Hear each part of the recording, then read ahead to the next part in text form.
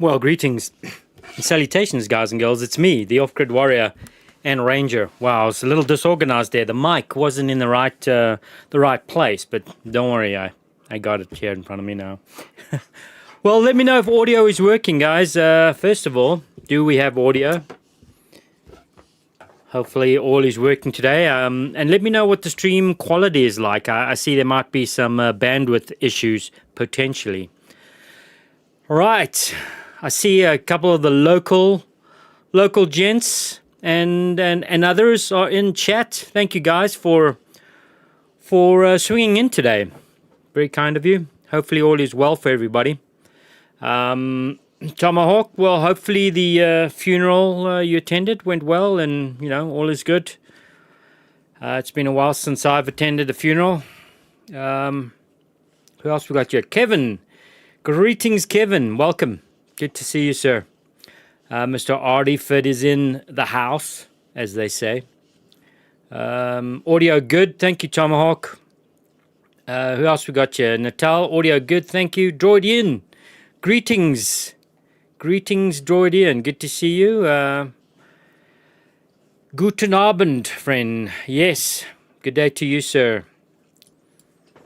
Good evening. Good afternoon. Abend. That late afternoon or early evening.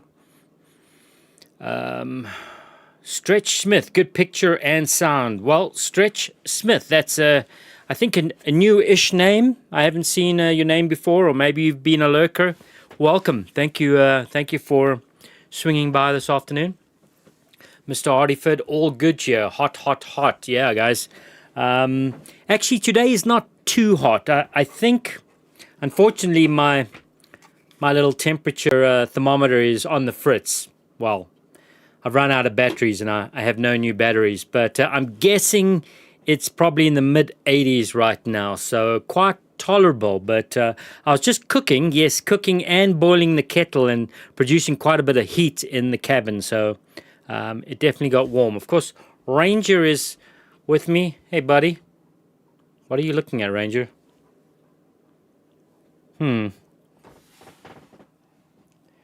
Right over there, guys, is the squirrel mound. A fairly large squirrel exists right outside my window. So maybe that's what he spotted. The friendly squirrels. All right.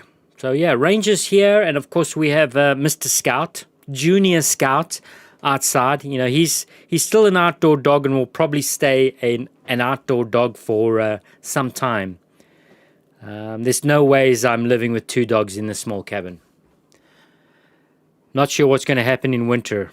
I'm going to have to build him a nice, comfy shelter outside somehow. Family Plan. Greetings, Family Plan. Welcome. Good to see you, my friend. Great eating, everyone. Okay. Good evening, everyone. I got you, man. I got you.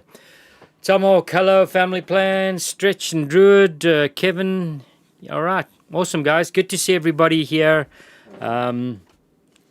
It's been a moderate week, to say the least. Nothing super exciting happened except the motherload of huckleberries, which you guys will be seeing here shortly. So today's video is really, let's just say, me faffing about with fencing. I've extended the fenced-in area around the cabin here. Of course, now with 2 dogs, let's just say it's quite challenging keeping things clean with 2 dogs, especially if they live right in front of the cabin door in a tiny little fenced-in area. So I'm happy to report the fenced-in area is done and they have more space to run around in. Everybody happy. So you guys are going to get to witness me doing my faffing around with fencing, and then a nice little excursion up the mountain to go and hunt for some huckleberries. So yeah, not a super mix of stuff this week, but hopefully you guys will enjoy it and get something out of it. For those of you perhaps new to the chat or the live streams that we do here, what I typically do is make a video of what I'm getting up to here on the mountain, living off grid, the type of shenanigans that happen up here. I put together a little video typically of the week, what's happened, and then we play it during the stream. Of course, everybody's welcome to chat while we're watching. I am monitoring the stream. I'll be eating and making my coffee while we're watching the video, but I'll be watching for chat. And if you have anything to add or any questions or comments with what you're seeing, please feel free to, get chatting. Leave a comment and I will, hopefully answer. Even constructive criticism is great. I can handle it. I'm a big boy. All right. Did I miss anything here? Ranger on point and waiting to pounce. Yeah, he's... buddy, why are you messing up your blankie? I've got to put the barrier blankie down here for him. Okay, yeah, it's been...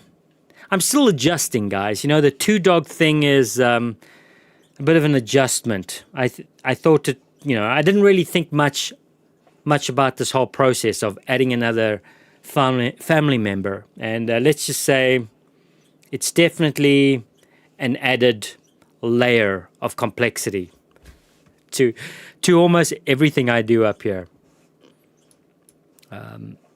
Okay, so what we're going to do, guys, we won't faff around too long. We'll get the video going, we'll get it rolling, and like I said, feel free to chat, and I'll be watching, and we can all communicate. That would be great.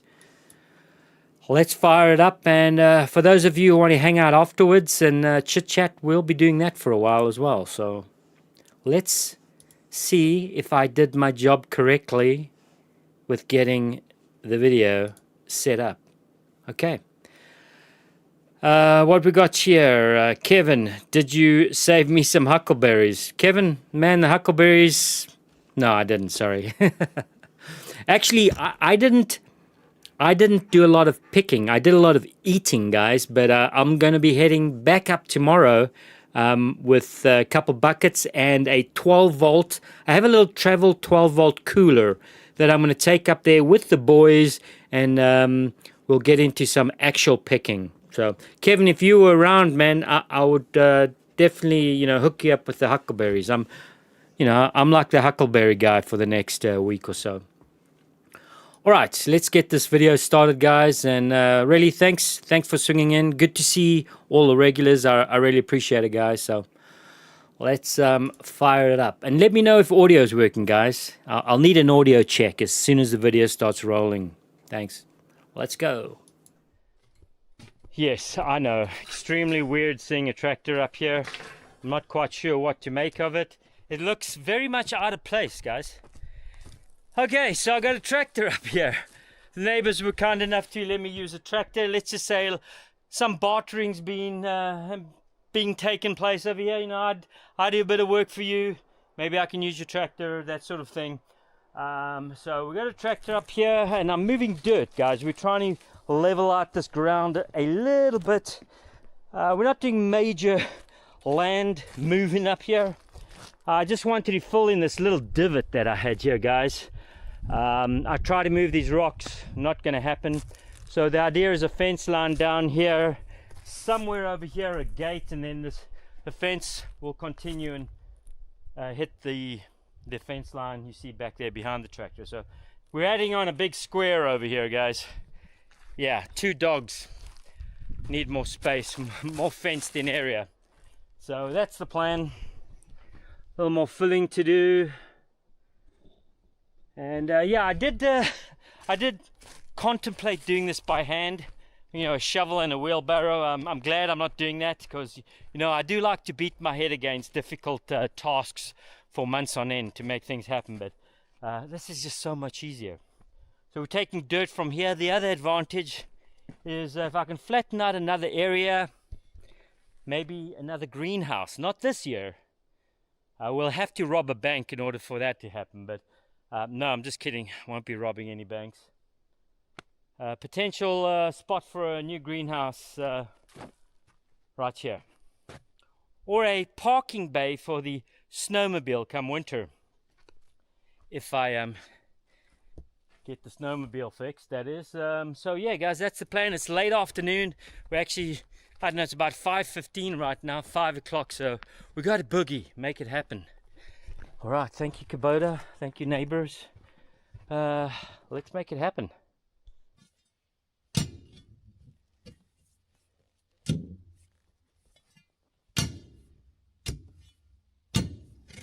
Ah, yes, the sound of rock, exactly where you want to put a post.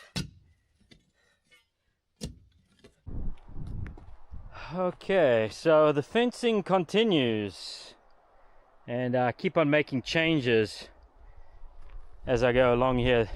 Like most of what I do up here, guys, not much of a plan, you know. Some may call it winging it. I like to call it building organically. Of course, that's a whole bunch of nonsense, but you know, that's my excuse for not having, you know, a solid set of plans, building plans for what I do. Building organically, you can use it. It's a great excuse. Anyways, yeah, I think we're gonna bring the fence up against the tree here somehow, and you know, just continue it down there. How exciting, right? Doing a fence.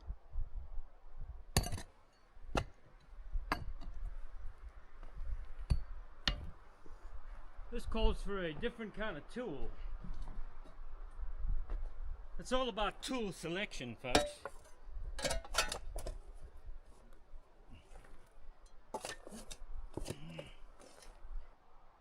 To dig a hole or not to dig a hole? This is the conundrum, guys.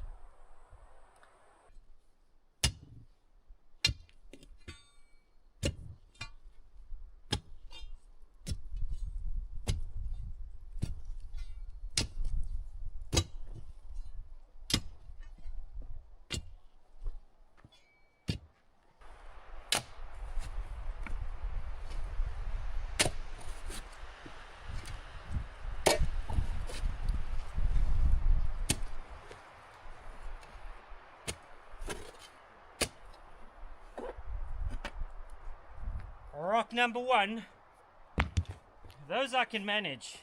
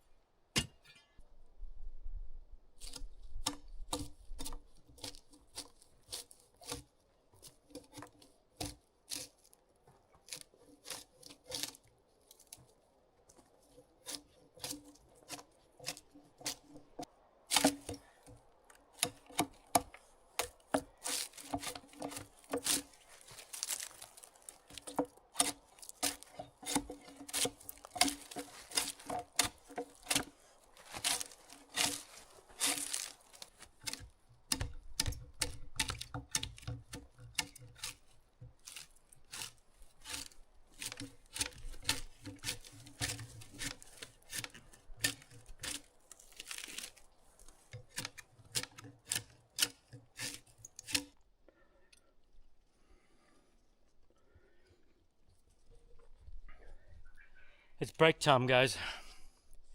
Yep. Throwing down a bunch of very nice tasting service berries. A little energy booster. I think tomorrow I'm going to be heading further up into the mountains to hopefully go find some huckleberries.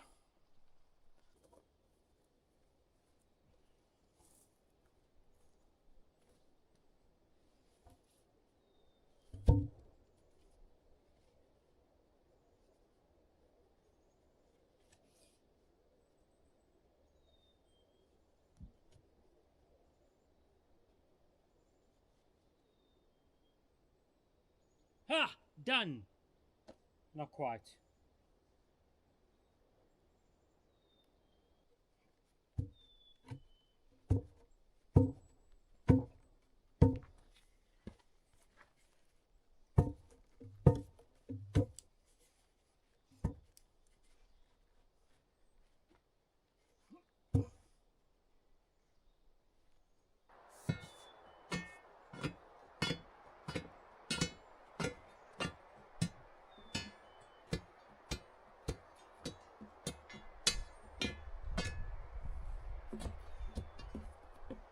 So the dirt that I have here is pretty powdery. Once you dig it up, you're just left with plumes of dust. It's a very fine powder. So what I like to do is get a little bit of water every now and again. As I'm filling this hole up, I'll put a little bit of water, and that'll help, settle that light dust that's in the hole over here. Ranger, stay there. Stay there. I got the gate open. So a little bit of water. I'll let the water settle in a little bit, soak in, and then I'll put a little more dirt on top, and again tamp it around, check for level.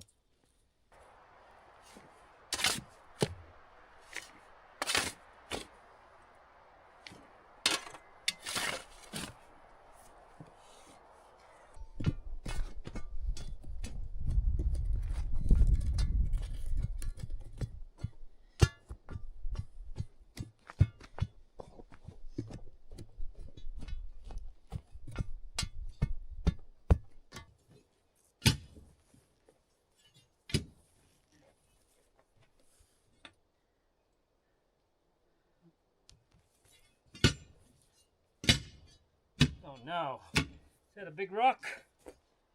Not again. Well guys, I planted a tree. I'm really hoping it's going to grow. I'm going to water it.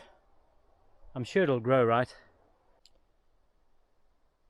Okay, so we got the planted tree over there. We got the hole here, which is useless because there's a giant boulder over there. And so new hole goes right over here. Let the games begin.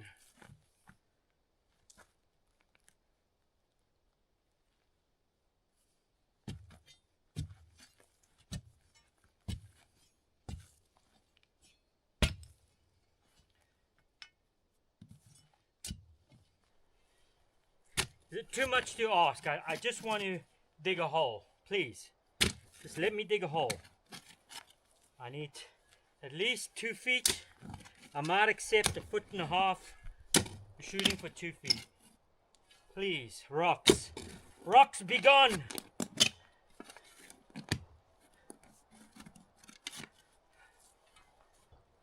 Come on.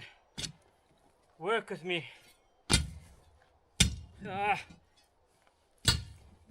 9.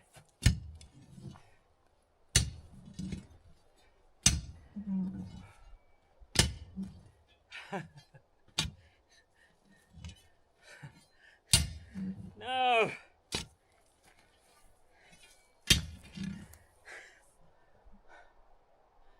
Why?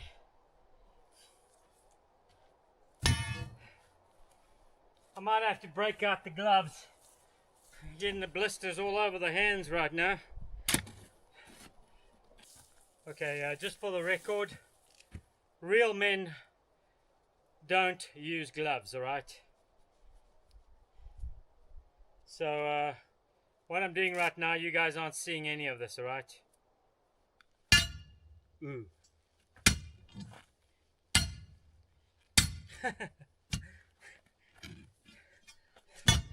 No, come on. This can't be. Why?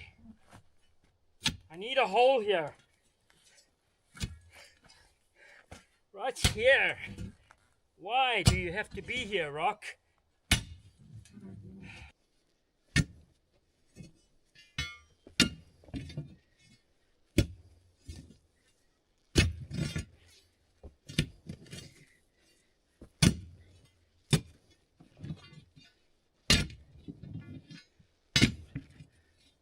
Oh, I don't know, Captain.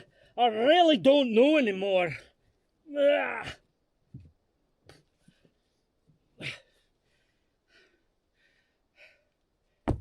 Okay, this hole has got me in a tizzy, but I am persevering.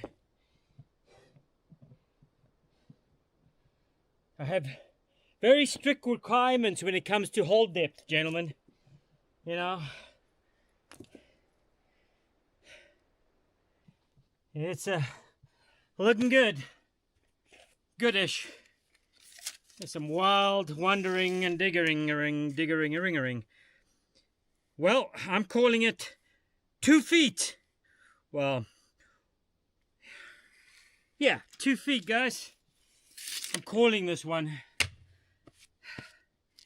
Here, I can take these gloves off and go back to man mode. Okay.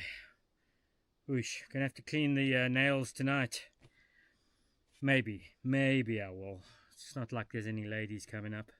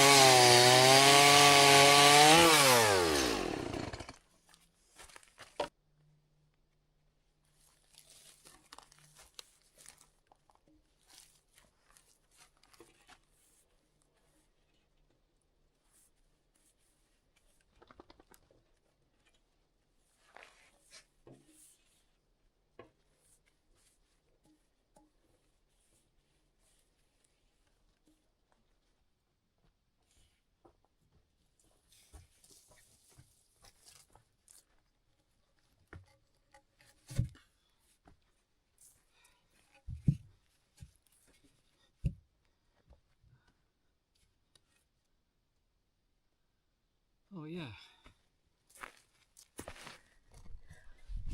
Perfect. We're making progress. Okay. Next one.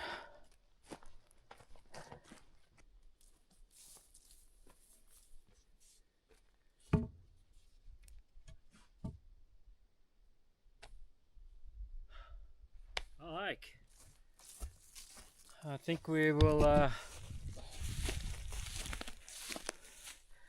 fill in some holes over here, set these posts, and call it a day.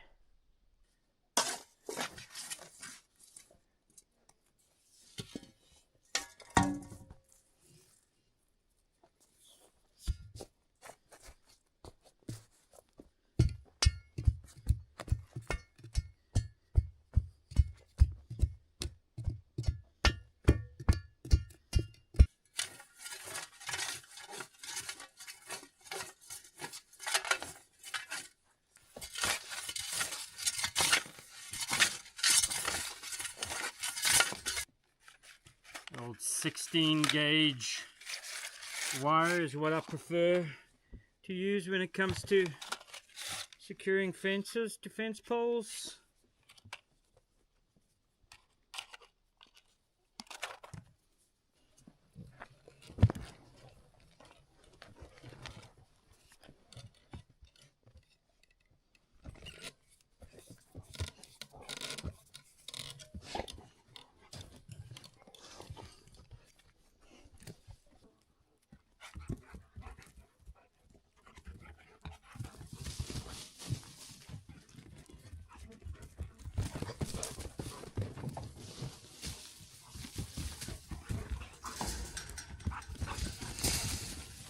Guys, what are you doing here? You're destroying things already?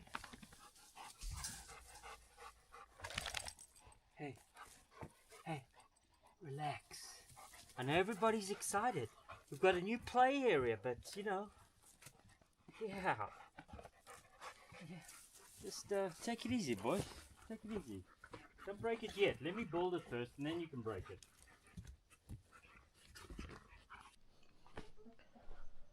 Okay, work continues today. Oh, hi Ranger, back there. Right, this has got to disappear, this monstrosity with a hay bale. This first year or second year I was up here was the generator box during winter. That's where I put my generator and kept it dry and out of the weather. And it needs to be moved. Okay, it needs to go. This monster on the side over here, this contraption with the bush, needs to go.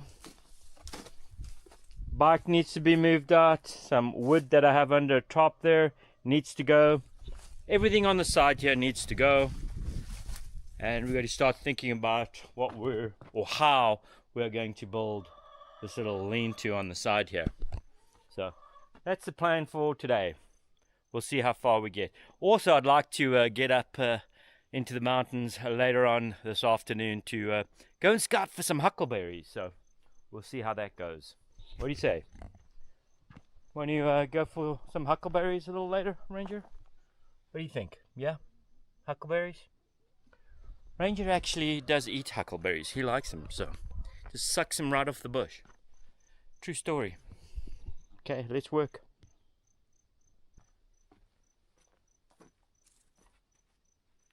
Hi, buddy.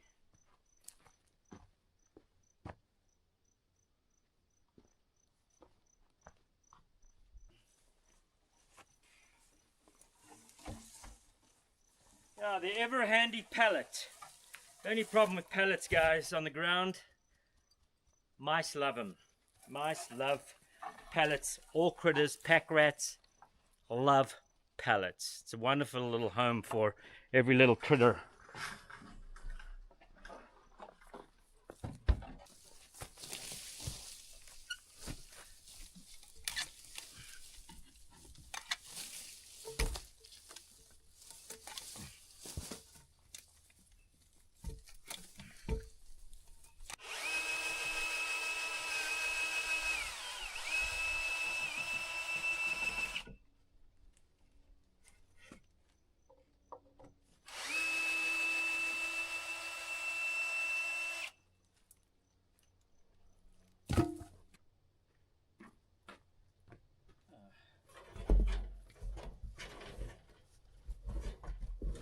Oh yeah, that seems perfectly safe. I mean, what could go wrong?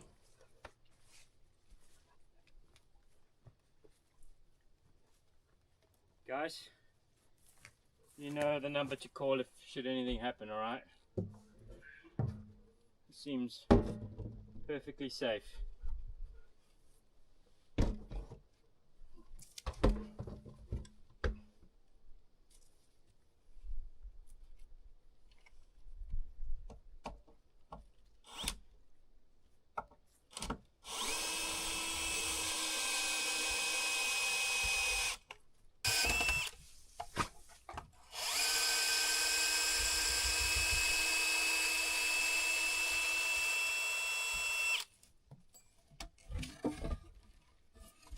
Opa.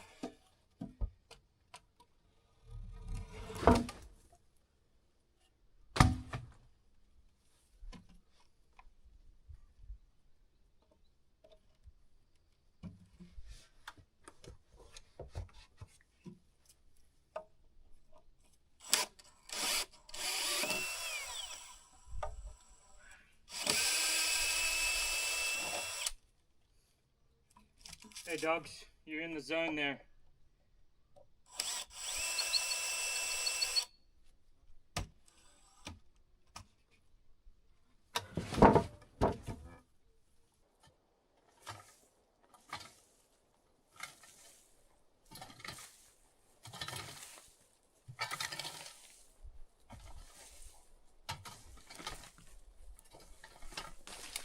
Well, greetings and salutations, guys and girls. Yeah, it's Ranger Scout and me, the off-grid warrior, and today we are on the hunt for huckleberries. Those are not huckleberries. Somewhere down here are huckleberries, I know, because I've seen them before. So we're gonna see if we can grab some in a known huckleberry area, and then I'm gonna be heading further up the mountain to maybe explore some new terrain and see if we can find even more huckleberries. But right now we need to find these huckleberries. You guys find anything? Look at that beautiful view. It's about 9 a.m. right now.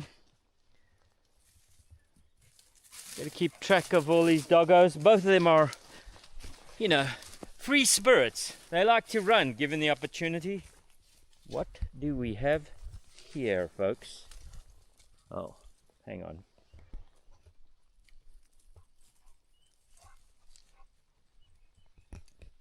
That there's a serviceberry. And this here is a huckleberry. See the difference? Serviceberry.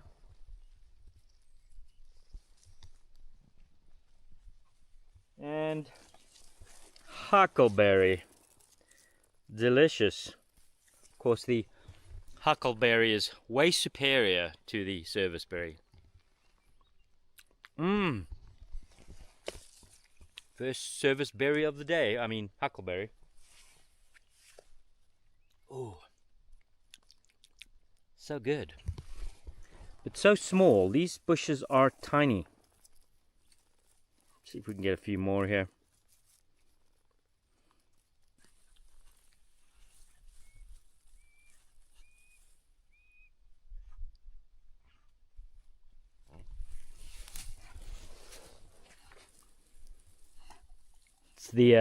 It's the huckleberry gang. Yep. You guys gonna leave me some? These guys are just mowing down these huckleberries. It's crazy. Yeah, it's good, huh? Let me grab some before you guys make them all disappear.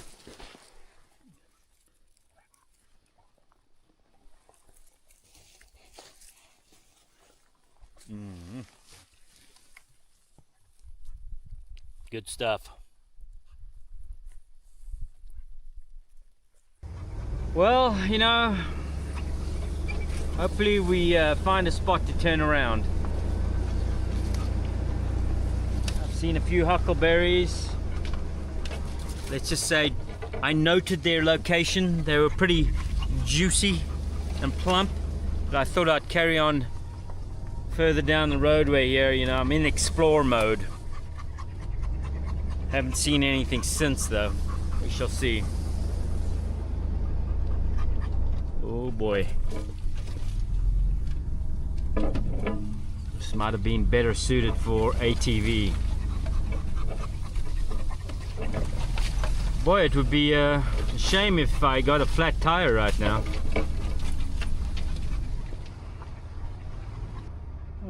I think I spot some huckleberries.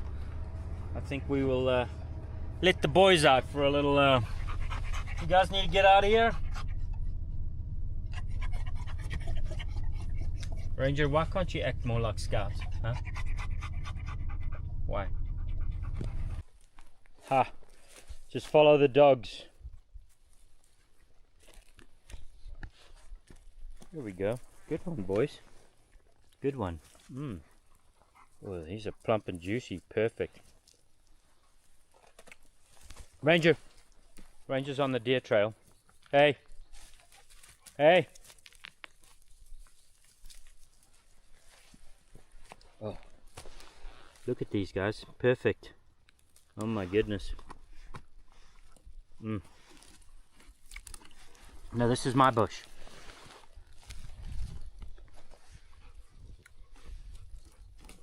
Oh yeah. Oh my goodness. Guys, all of this, all huckleberries.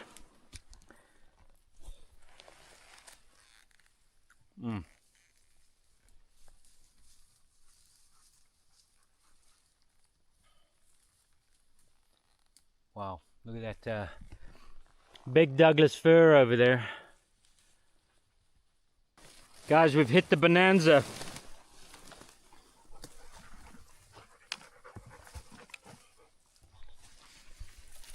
Ranger's just, should I be concerned? He's turning out to be quite the huckleberry fiend. Oh yeah.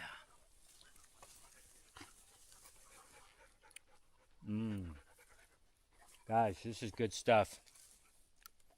Good stuff.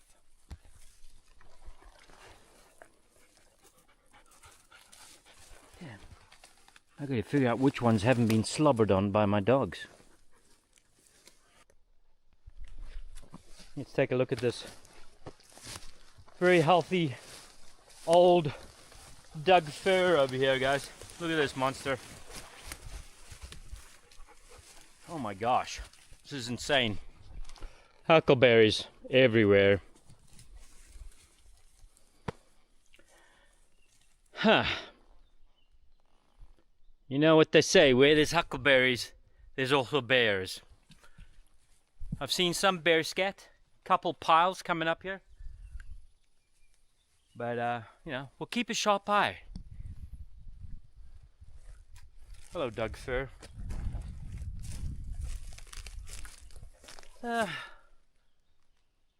Definitely older than me.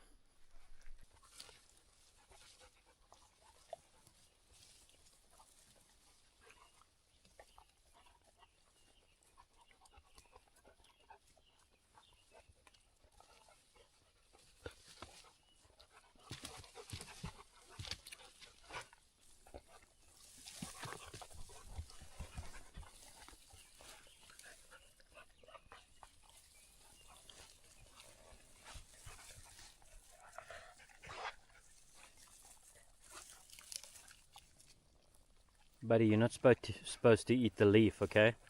You eat the berry, not the leaf. Yeah, look at Ranger. You see, he's got it down. He's the huckleberry machine. Minimal leaf eating, maximum berry eating. You'll learn, young one. You'll learn.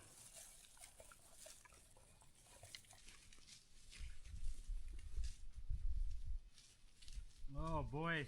These are some fatties over here.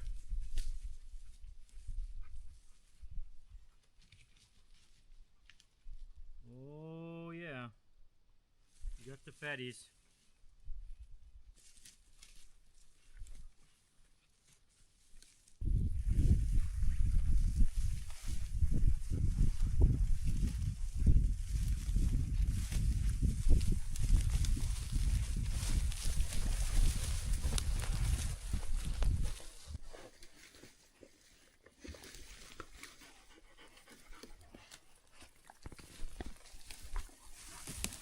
Seriously, guys, have you had enough huckleberries yet?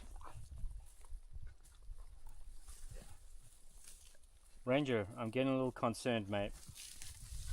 I think you're just gonna be pooping huckleberries for the next couple days. He's like a huckleberry machine.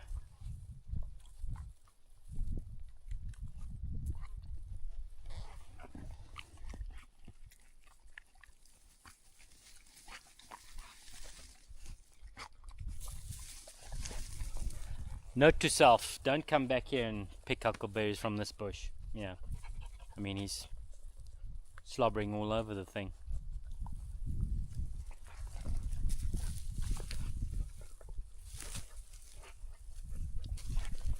Okay, boys, I think we're done. There's only so many huckleberries one can eat in a day. And we've eaten a lot of huckleberries. But we'll be back. Oh, deer trail. We'll be back. A couple days. This time I'll have a container for picking and carrying the huckleberries. Today was really just about recon, huckleberry recon. And I think we found the mother lode. Okay, huckleberries, I'll be back. Let's go.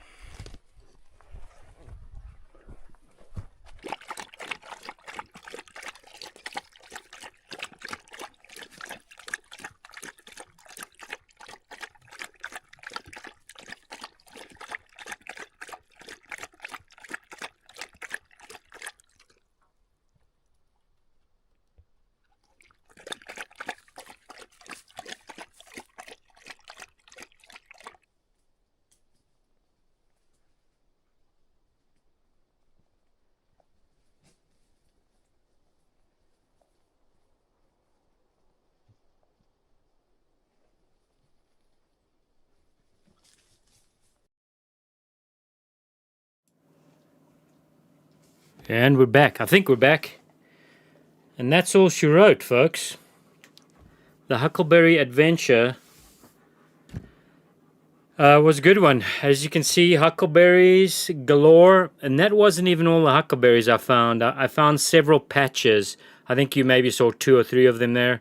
There were probably about 5 or 6 separated areas like that, just brimming with huckleberries. I got a coffee, folks. Pardon me. I know that's so rude of me. I needed that. Okay. What did I miss in chat? Ranger, come on, stop, buddy. Ranger's next to me here. He was outside for a while, and yeah. Mr. Ranger. Okay. Did I miss anything? I think I pretty much got everything. Safety inspectors. Yeah, as you guys can see, everything I do up here is I have all the appropriate safety gear, all the necessary equipment to be completely safe at all times. All right, so we're good in that department. Clearly, obviously, I'm a proponent of you know, do silly things, pay the price. It's that simple. You know, be responsible for your own actions. Yada yada. What else we got here? Yeah,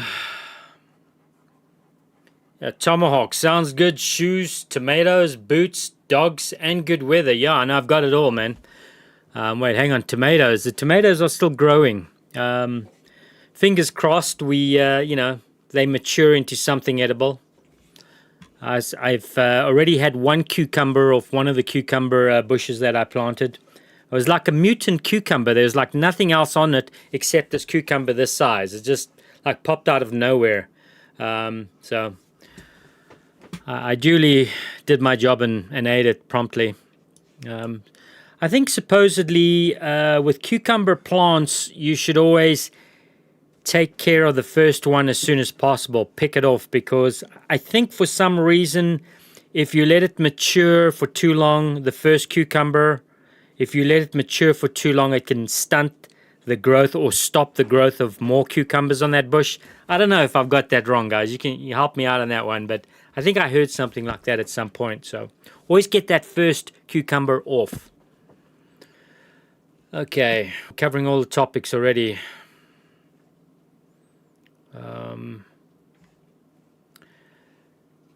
Dogs will let you know when the bear comes. Yeah, Mr. Artiford, that is definitely an advantage of the dogs, and it's really one of the primary reasons why I decided on having a dog after I'd been up here for, I don't know, a year. You know, not that I don't mind traveling through the woods in the dark, and, you know, I was doing so for the first year up here with a, you know, headlamp. But having a dog is definitely an added security blankie, shall we say. And it's one of the reasons why I got Ranger. And he's definitely got a nose, as you guys know. He's got a nose. And so he'll often spot things. I'll see him lift up his nose, and he'll be sniffing in a direction. And, you know, he spots deer from the inside of the cabin. If we're sitting here on this bench, as we are right now, and I have the window open, and a deer goes by, he'll let me know often before I see it. He'll smell it and bark through the window. Well, the open window. Scout is really looking good now. Yeah, he's put on some weight. He's definitely growing. Actually, Scout eats more food than Ranger, which is a little concerning. You know, if I thought feeding one dog through winter was a burden, well, you know, two dogs are going to be quite fine and dandy. Natal, your mouth is watering. I know mine was too watching that. I ate a lot of huckleberries on that little journey, folks. I was definitely very satisfied, and my mouth was solidly pink and blue. I think the dogs, you know, I can see that the dogs had a lot of, even today, I noticed the dogs had a lot of huckleberries as well. But yeah, like I said, tomorrow we're going to head up there and be a little more organized. We'll have a bucket and a 12-volt cooler tomorrow, an old cooler that they've had for many years, and it's great for vehicles. But yeah, we'll take that tomorrow in case we get an excess of berries.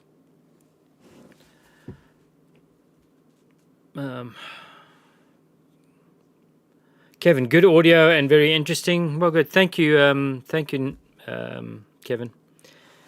Yeah, I'm actually surprised. The microphone on that little action cam is pretty amazing. That's the Osmo something or other. It's a DJI Osmo Pro 5, and the audio is quite exceptional on it, even at a distance. Kevin, I'm thinking huckleberry jam. Oh yeah, huckleberry jam's great. Actually, my favorite huckleberry item is, can you guess? Yeah, vanilla ice cream, a bag load of huckleberries, and a blender. Unfortunately, I don't have a blender, but and I can't keep ice cream up here, as you guys know, but you know, a good quality vanilla ice cream, creamy vanilla ice cream with some blended huckleberries. Ranger, can you stop, mate? Is the best. Yeah, I mean, huckleberries is like gold around here this time of the year, guys. We have not so much here in Montana, or at least in my area, but I know in North Idaho and even Washington, they have truckloads of, what shall we call them? Let me be polite about this. We have van loads or bus loads of people that come from other states, like California, and they drive up here with their teams of huckleberry pickers, and they pick the mountains dry up here. I know northern Idaho has an issue with it, and Washington. But they literally arrive here in fleets of vans and they mow everything down. I'm in a good neck of the woods where we don't see them. They don't get out here, but there's money to be made in huckleberries. Not that that's something I think about, but I just like to enjoy these tasty little morsels out in the wild. And I've heard that people have tried to grow them. They've tried to synthesize huckleberries in grow environments, but it doesn't work out.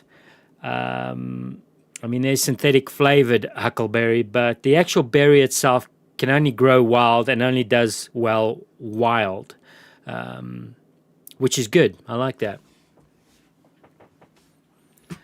Mr. Hartfield, mashed huckleberries, honey and ice cream. Oh my gosh. Honey in the mix too, huh? That sounds good. That sounds good. Oh, something else happened, guys, and let's just keep this between you and I, all right? I don't really want to share this with the broader public. This is like private. Ranger. So much better, guys. Wow, I can actually see, I can see the text clearly now without having to struggle. So let's just say my neighbor was very kind and had a box of these reading glasses, and we were talking. And I was expressing how quickly my eyesight has gone downhill just like over a winter. I went into winter being able to read and look at things, no problem, no squinting. And I came out of winter like thinking, what's going on?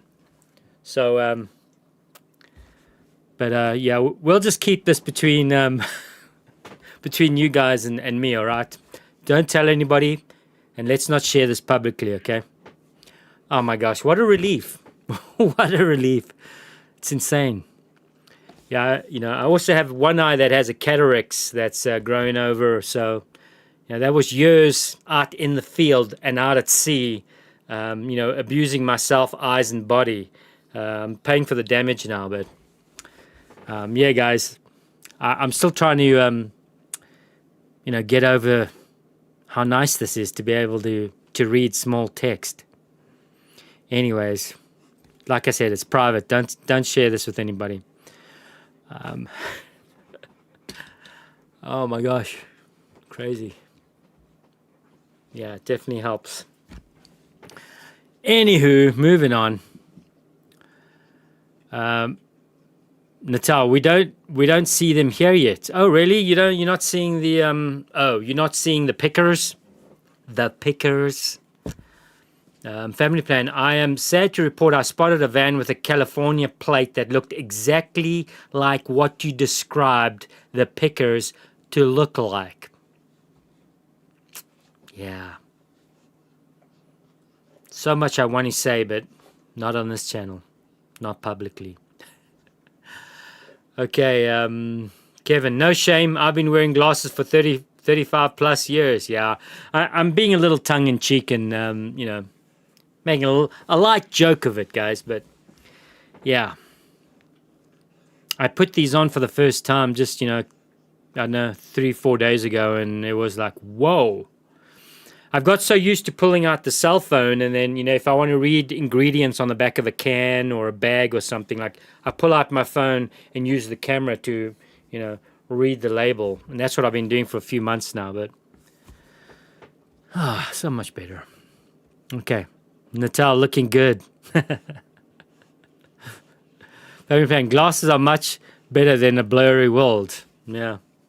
Well, I don't know, family plan. Sometimes, I don't know. You know, ignorance is bliss. Maybe there's certain things I don't want to see. But, yeah, it explains, to be honest, why I've, like, my reading has slowed down too. I'm a fairly prolific reader, but for the last, I don't know, 10 months or year or so, I've just, my reading slowed down just because it was getting more and more difficult to read a book. So, yeah. Here we go. You look smarter. Okay, hang on, guys. Now, wait. I look smarter, Natal. I look smarter. And then family plan, you give me the zinger very grandfatherly. Man, I've got a tough audience. A real tough audience. Okay, where are we? Oh, it's really nice. Nice seeing the text. I love it. Okay, so where are we? Did I miss anything? Any more questions, guys? You know me, I can't continue talking unless you guys are bringing the big boom questions. Mr. Arthur, I was the same way. I've been wearing glasses about 3 or 4 years now. Yeah. Yeah, I got to say, if what's the last thing I'd want to lose? Eyesight or hearing. I think eyesight's pretty important. When you're out in the bush, but so is hearing. So neither.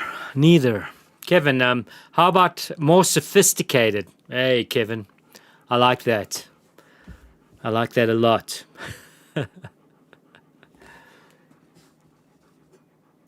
Let me have a sip of my my very fancy coffee. Actually, guys, this is pretty gross coffee. I'm lucky. I was actually, let's just say, I scored a 5-gallon bucket of coffee towards the end of winter. But it was, let's just say, I'm very grateful for the coffee. Let's just say that. And I've been drinking out of this or using this 5-gallon bucket now for multiple months now. It's still probably half full. But the coffee was or is pretty, let's just say, rough. It's super rough. It definitely leaves a certain taste of like chemicals in your mouth. So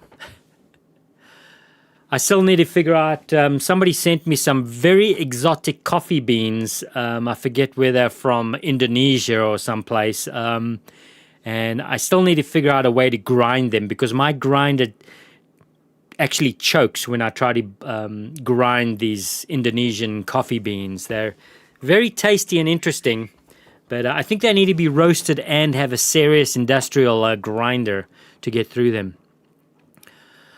Mr. Artiford, are you happy with the bigger yard area now? Well, I'm definitely happy, Mr. Artiford.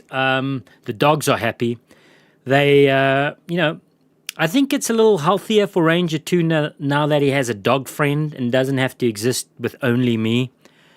Because he needs dog interaction, not off-grid warrior interaction all the time. So they go outside and play. Even late evenings. The last couple nights they're out there rolling around in the muck till 9-10 o'clock, which is something Rangers just never done before. The two definitely keep each other amused at times. The only problem is Ranger comes in the evening and he's, after playing out in there, they've just torn it up. It's a dust bowl, and if I don't get the poo piles quickly, they're wrestling in the poo piles. And then Doggo comes in, So princess problems, guys, princess problems. I'm not complaining. That's just how we're rolling out here now, literally rolling in poo. Jordan, you'll be doing a lot less of going by feel with those cheaters. True, Droid. True, Droid. Okay, Natal, in glasses, huckleberries look bigger. You guys have got the zingers going today. Yeah, I'm not going to take the... I don't think I'm at the point, guys, where I need my glasses or the glasses. I'm not comfortable calling them my glasses yet. Let's just call them the glasses. I don't think I'm at the point yet where I have to wear the glasses to pick huckleberries. Hopefully. Yeah, I'm definitely not at that point yet. But, yeah. Family plan. That chemical aftertaste, that's how you know it's working. Yeah. Good one, family plan. Good one. Yeah. It's got electrolytes. Must be good for you. Ranger and Scout look very happy and content. 2 dogs are better than 1. Meh. Yeah, I maybe agree with you on that one. What? Hang on, guys. Pardon me, gentlemen. I have to let Ranger out. You know the deal.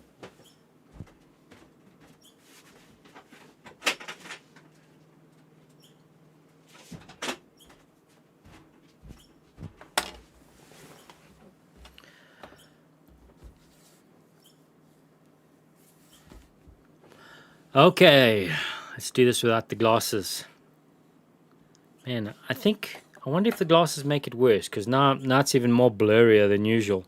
Like I literally can't see the text, even though I've made it bigger, guys. I did make the text bigger. Wow. Oh boy. Okay, where are we? Dogs look happy, Mr. Artiford. I think they are, Mr. Artiford. Huckleberries in the coffee might help. Ish. I don't know if I want huckleberries in this coffee, guys.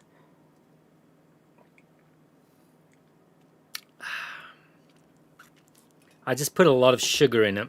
It helps. Yeah. Okay, what else we got here? Did I miss anything? Anybody got any fascinating news? Anything happy and positive happening in the world right now, guys? I really need to maybe get that private stream fired up on my website, offgridwarrior.com. I started a little bit of work on it, trying to figure out how to stream just to a select few that wanted to be part of the stream.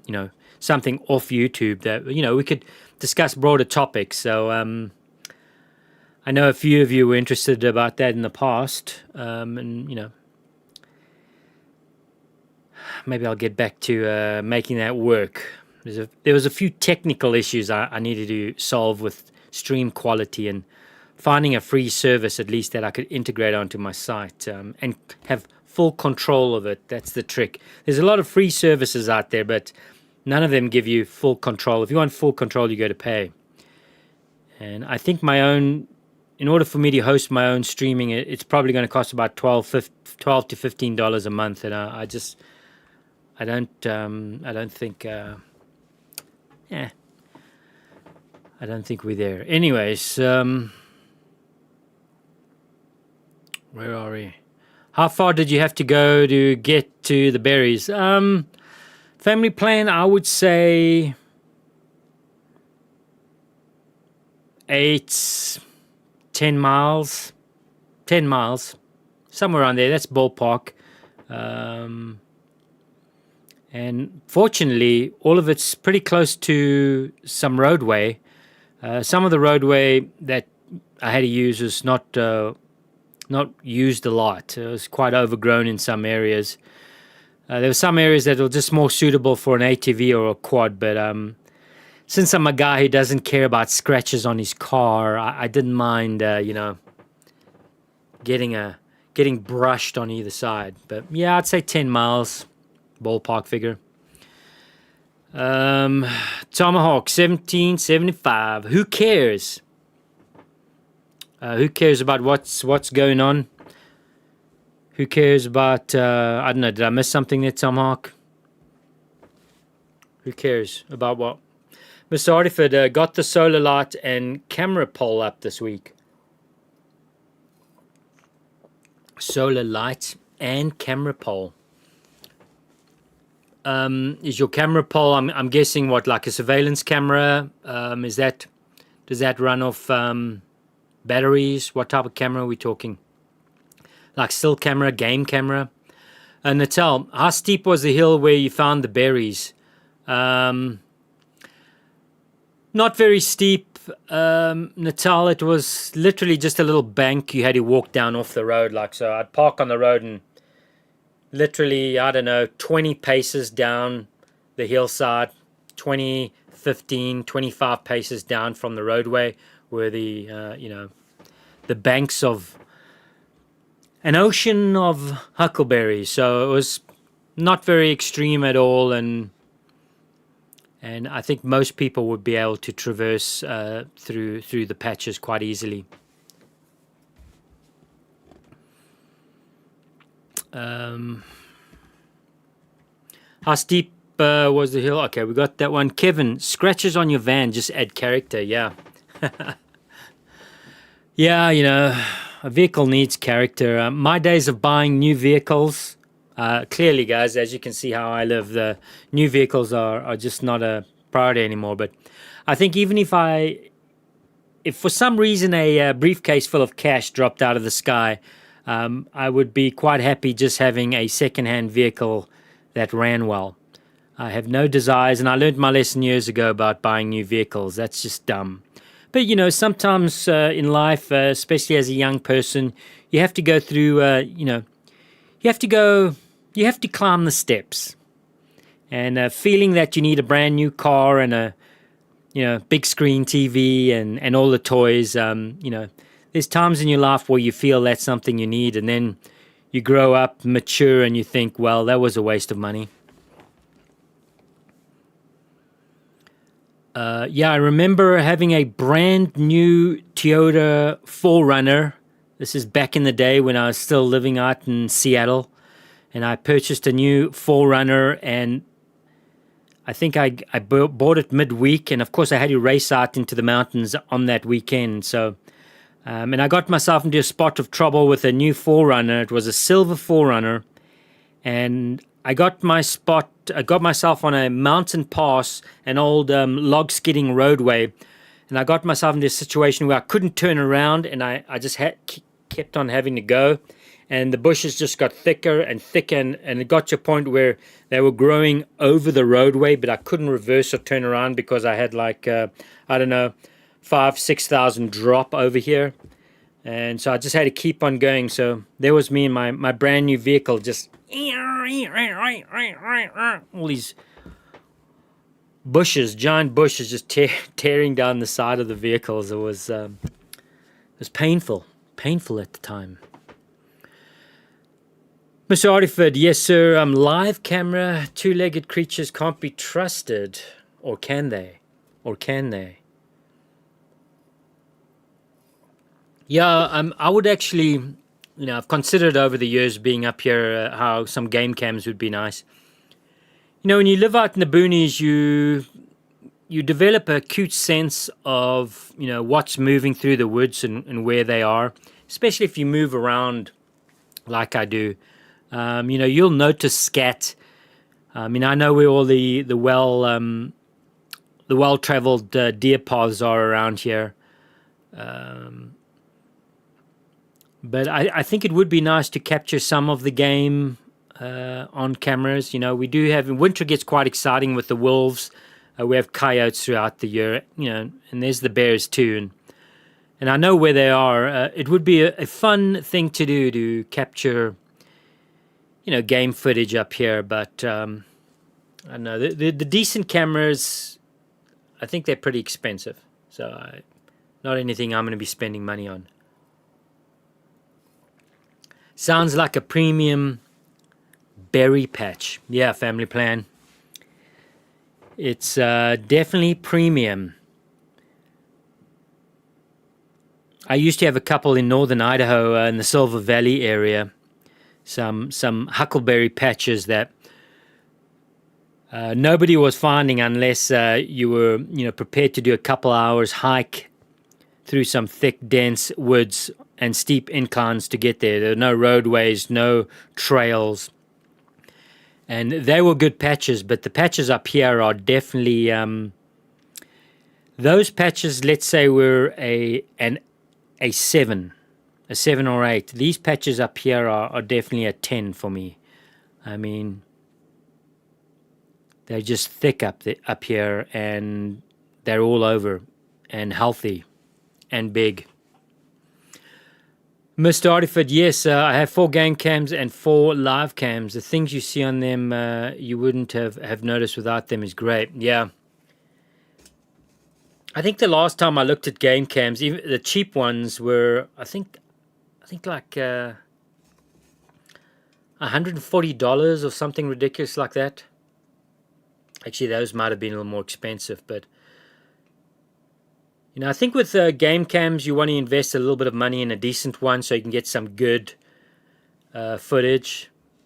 I don't want to be capturing images of like fuzzy, pixelated stuff. I'm sure they're good now. I'm kind of going back a few years when I first looked at them, but I'd like to get some quality images or video if I could. So I'd probably have to go a little more expensive on the cams. Not happening though. Okay, what else? Did I miss anything? Every now and again I glance up at the picture over here and I see myself with glasses and it's kind of weird. I'm not quite sure what to make of it.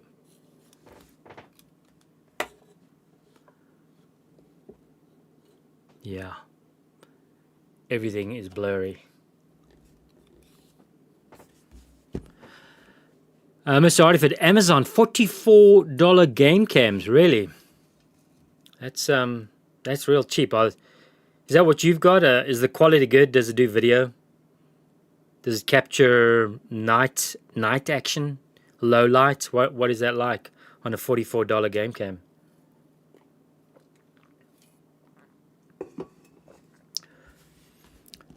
Jordan, what kind of hunting do you do up here? Jordan, the last let's say couple years, I spoke a little bit about this a few streams ago, but let's just say I lost my drive or desire to hunt, and I'm not sure why. But in the past, deer, I'm really a bird guy. I really enjoy grouse, turkey. Grouse is probably my favorite, critter to hunt, just because it's easy to handle. It's a quick meal. I can get the breasts out real quick. But as far as the big critters go, I just, the last 2.5 or 3 years, really. 2 years. Last 2 seasons I've done zero of any large game. I don't know, there's just a little change with me and, looking at these critters. It's just become harder to take them down. But I think this winter, this winter, I'm not going to be messing around again. Last winter was a little rough in getting protein. I didn't take anything down and didn't have any meat, and there's no income. So I kind of struggled through winter on the protein level, and I definitely felt it. So this year, I'm not gonna allow myself to get into that state again. So we'll definitely be taking deer when the season is here again. I've never bothered with anything like bear. I'm one guy. Here's the deal, Droidian. I'm one guy with a very small refrigerator. My refrigerator is just a glorified large cooler that runs off 12 volts. It's pretty good for what it is, but it's small. So I don't have a freezer, just a small, tiny refrigerator. So taking big animals is a problem. The refrigeration of that animal is a problem.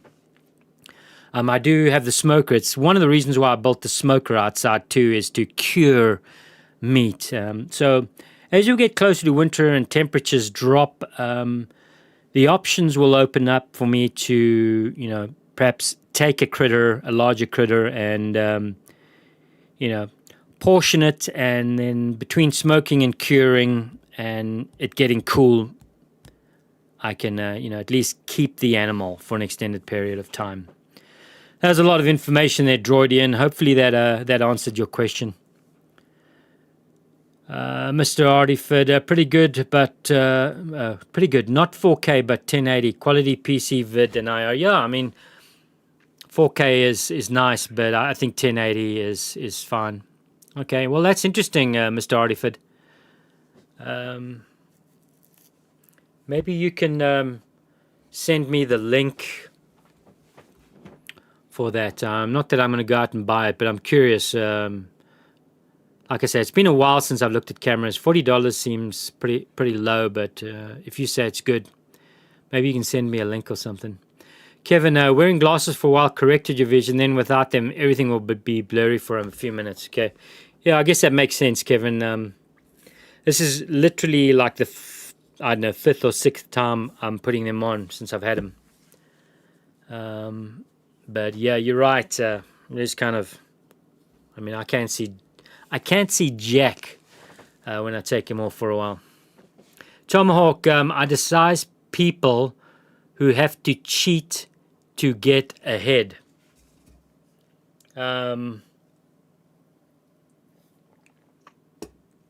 Cheat to get ahead. Are you talking about something specific, Tomahawk, or just in general? I mean, I agree with you. I mean, that's a good topic to maybe someday get into. But yeah, no, I mean, who wouldn't agree with you? Honor, gentlemen. That's what it's all about. You know, having honor. Having honor, honoring your wife, your loved ones, your people. Honor is something definitely. There's just so much degeneracy nowadays, and a lot of it is just because it's lukewarm degeneracy, but still degenerate. The lukewarm stuff is just ignored now and accepted as normal. But anyways, I digress, Tomahawk. Don't get me fired up. Kevin, that smokehouse will come in handy with meat. Oh yeah, Kevin. You know I do. I know you've probably seen some of the stuff I've done.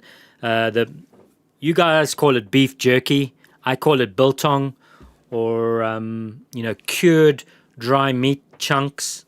I've done a little bit of that when I can afford to get a roast or something. I'll typically get it home and then cold smoke it and make some beef snacks out of it. But I made my smoker that height with the hanging system so that I could perhaps hang a leg or a hind quarter or ribs in that smoker. That's why I made it that way, specifically for large chunks of meat. So I'll definitely be getting into that coming up, getting closer to winter, guys.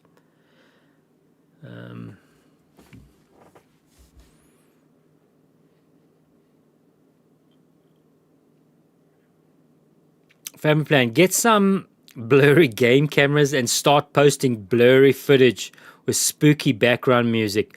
OGW Bigfoot vids. Yeah, maybe I'll start getting views, guys. Maybe I'll start doing streams with fake Bigfoot thumbnails. And then of course actually what we'll do is we'll get a fake AI model, a cute face model with like a log cabin in the background, and then a Bigfoot peeking out the back of the log cabin, all fake. And thumbnails like that I found do very well. No guys, that won't be me ever.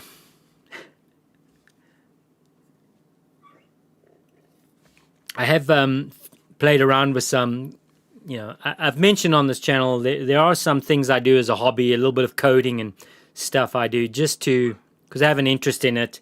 I don't do anything professionally, but I like to tinker with code and little projects that I don't share with everybody. It wouldn't be appropriate in my channel, but I have been playing with some AI and, well, let's just say AI from other countries. And it's been quite interesting to see what can be done. Stuff that could be made just in a few seconds that, took a lot of time before. Yeah. Tomahawk, honor is something that most civilians do not have. Yeah, I mean, yeah, I'd agree with you, Tomahawk. It's, yeah. There's so much I want to say right now, Tomahawk, but, we won't get into it on this one. Yeah. I don't want to throw up some words that, let's just say the code will hear, the AI will hear and then flag certain things and derank your video depending on what words it's picking up people talking about. I know this might sound bizarre to some of you guys who don't care about this, but there's certain things you want to avoid saying, because if you say certain words too often, you will actually be deranked. Not that I really care, guys, but there's places and times for certain topics. I digress. You guys are smart though. You know what I'm talking about. Tomahawk, do Scout and Ranger like their new digs? Are they loving it, Tomahawk? It's like an absolute dust fest out there. They play a lot. They roll around a lot. It's almost like I look at it now when they're running around and I think, man, I need something bigger. That's always the case, guys. It's never enough. The world is never enough. I was having a conversation a few weeks ago with somebody, I don't know, maybe about 3 weeks now. I was having a conversation about salaries and earning money. And the topic really was about when you live big and you want big things and lots of things, well, you kind of got to make big money. And the thing is, the more money you make, so you work harder so you can get that promotion, so you can make more money, so you can get more stuff. And then as you get the more stuff, that starts to cost you more, and you want more. You get the big thing now because you have the money. And then once you've got it, there's always a bigger thing to get. So you work for that too, so you can get the bigger thing. And so it goes. It's just a progression, guys. And of course, I know we have a lot of mature folks on this channel, but as a former young man, that sounds ridiculous. You constantly chase something and you get more, and you're always needing more. So where was I going with this conversation? So, you can pursue money, and I guess it's fine when you're a young man or maybe trying to develop a family or, keep your family alive and fed.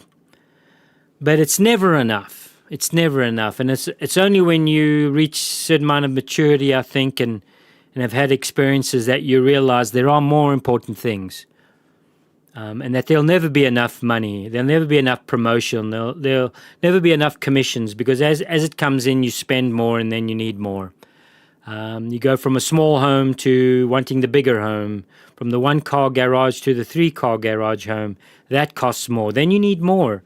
It's quite a trap, gentlemen. It's quite a trap. But I know a lot of you guys know that already. Okay. Mr. Artiford, I just looked on Amazon. Mine is discontinued, but there are several now for 50 or less that are 4K. I will be replacing mine with one of those in the future if needed. Okay, yeah, I mean, I can look it up too, Mr. Artiford. Maybe that's something I'll do here in next day or two.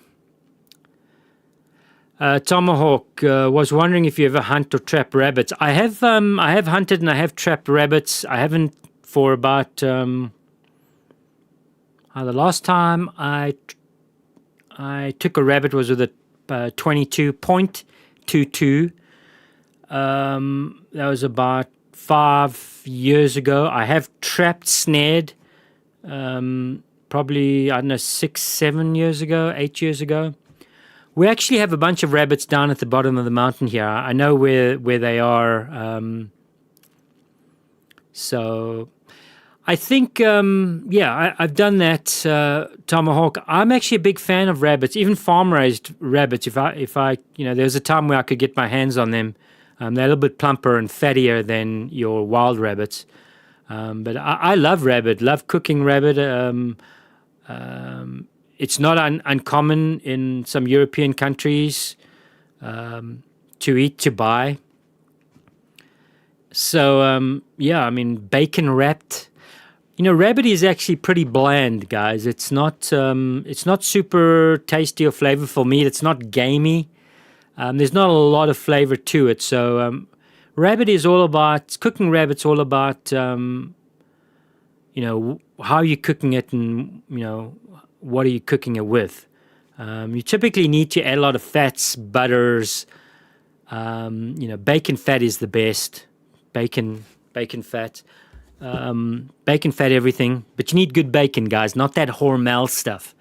Okay, I would say don't buy anything that has a label Hormel on it. Okay, that's not food or any of those big brands, mass produced, where they can't even tell you on the package where the pork is from. It just says package. It doesn't tell you where it's from.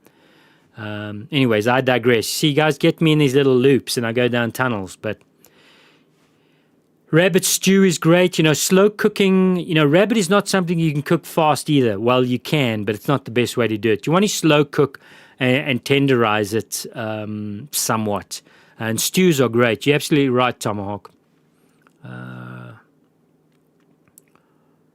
It's same with, like most birds are really like that. I'll tell you a great way to do, a lot of people are used to store-bought turkeys, the butterball stuff, the turkeys that have just been, lived in a cage and been injected with who knows what to get plump and fat.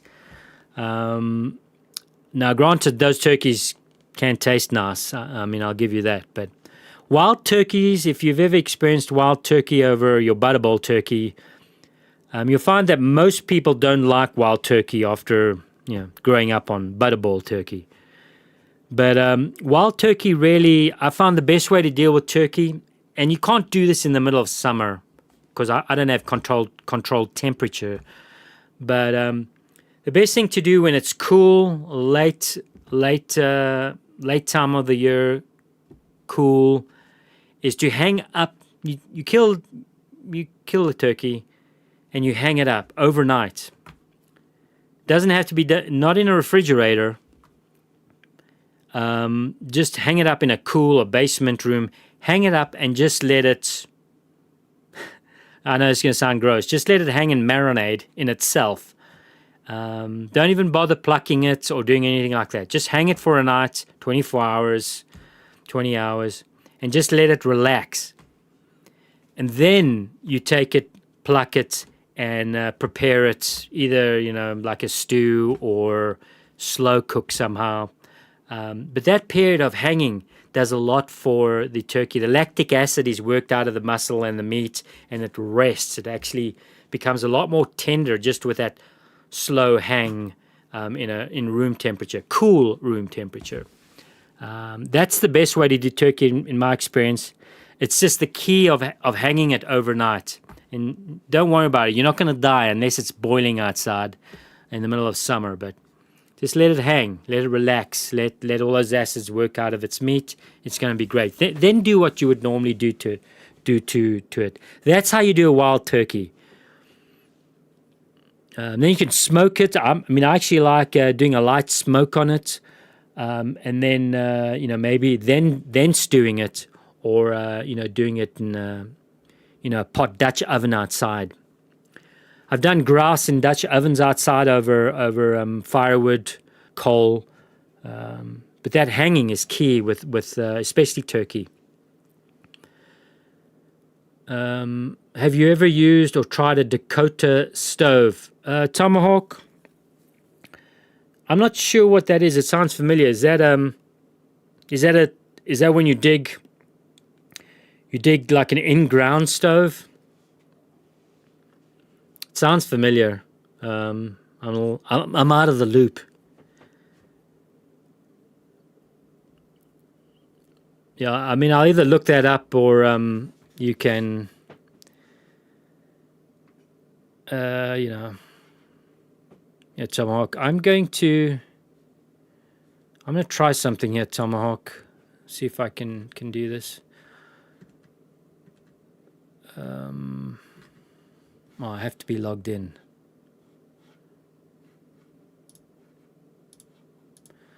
Yeah, Tomahawk, I was going to try and make you a moderator so you can drop in some links there, but I'll do that. I have to log into YouTube and all that. I won't do that now. I'll do that another time. But yeah, I think the Dakota Fire sounds familiar to me.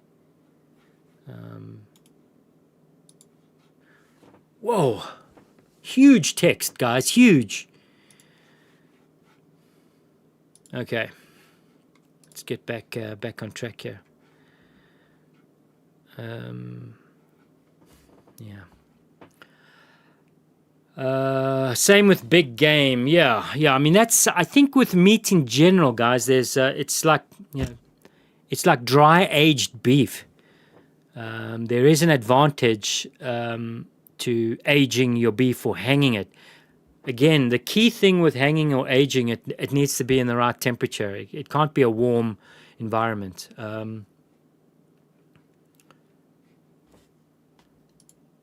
Yeah, I mean, I'd never known about the whole turkey thing, doing the same with turkeys. This actually came from somebody else who suggested I do try it that way, and they were right. It definitely took care of some of the gaminess, but it relaxed the bird, and the meat was very chewable. Turkey, if not done correctly, can be quite chewable. Any game bird, particularly turkey, the meat can be pretty tough for a bird. Anyways, guys, I'm going to do it. If anybody is able to support the channel, and by supporting the channel, help me out a bit. I've just put a link in the chat. It's a PayPal link, and if you click the link, you'll be able to support the channel. If you've got a debit card, you can use that quite easily, and support the channel. Support me. Right now, it would really help. So, okay, we got that out of the way. I'm always a little awkward talking about this, as you guys know, but please consider helping out.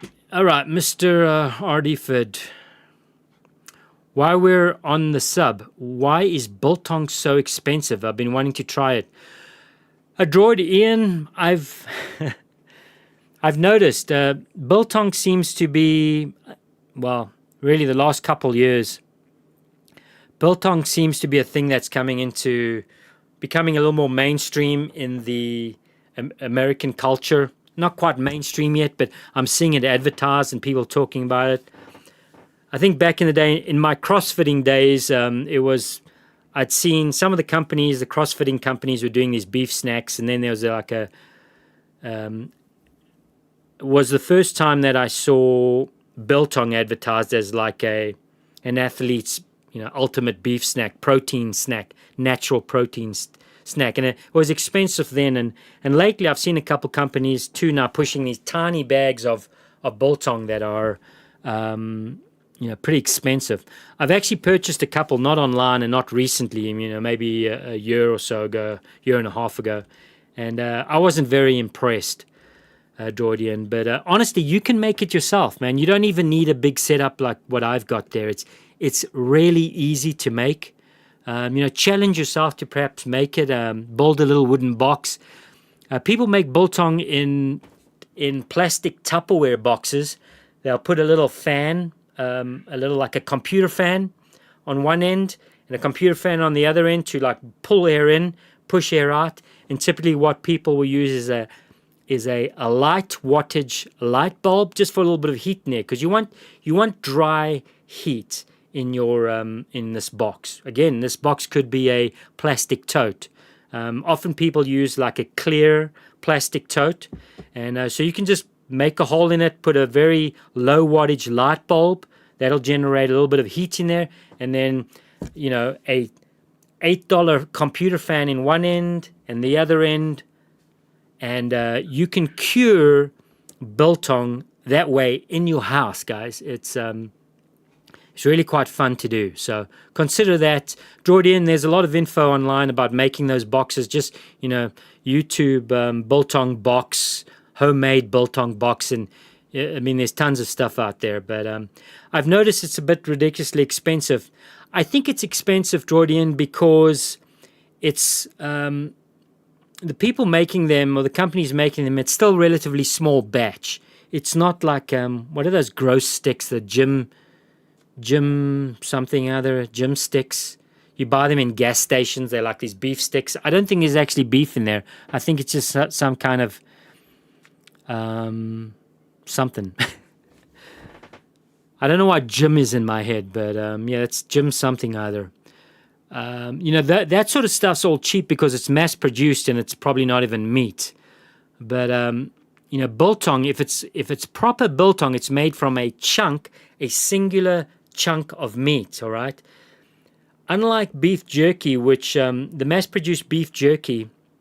So when you in an abattoir, a place where they cut and process cattle and meat, all the stuff that falls on the ground, you know, the stuff that spins off the blades and saws when they're cutting thousands of animals, all the stuff that comes off the blade and falls on the ground is scooped up, and then they process that stuff and they make it into beef snacks.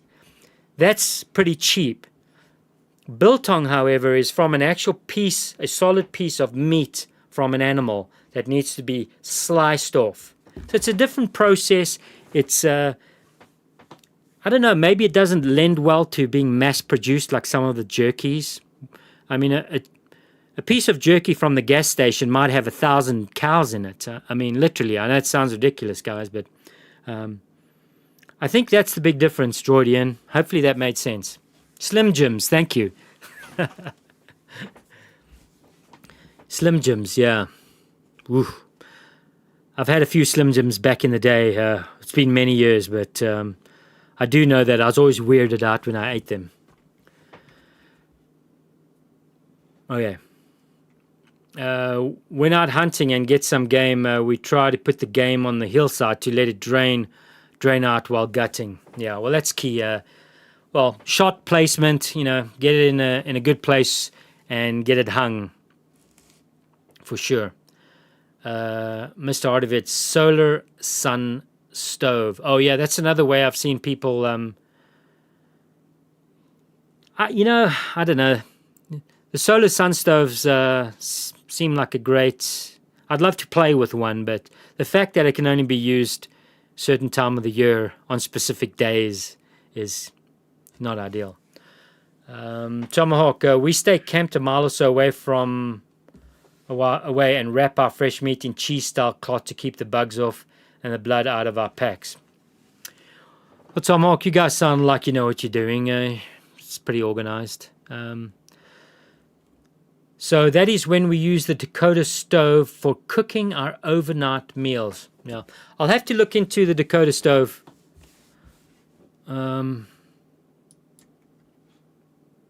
Oh, is that... Wait, hang on, guys. I might be out of the loop here. Is the Dakota stove the solar sun stove? I might be reading that wrong. Sorry, guys. I'll look into it. Come on, you don't like plant-based jerky. I think if it's from a plant, it can't be jerky, guys. All right? Just, it's like, I've had this conversation before. When I go to stores now, I've seen almond milk. I've seen, this is the one that blows my mind. Flax seed milk. Flax seed milk.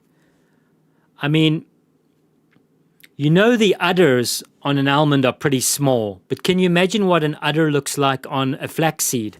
I mean, how do you even get those tiny udders? Like, how do you even grip the tiny udders to, like, milk the flaxseed? I don't know how these guys do it. It's amazing. Definitely not milk. Tomahawk, I'm an expert shot and have been even before Rangers, so hitting the game target is second nature for me.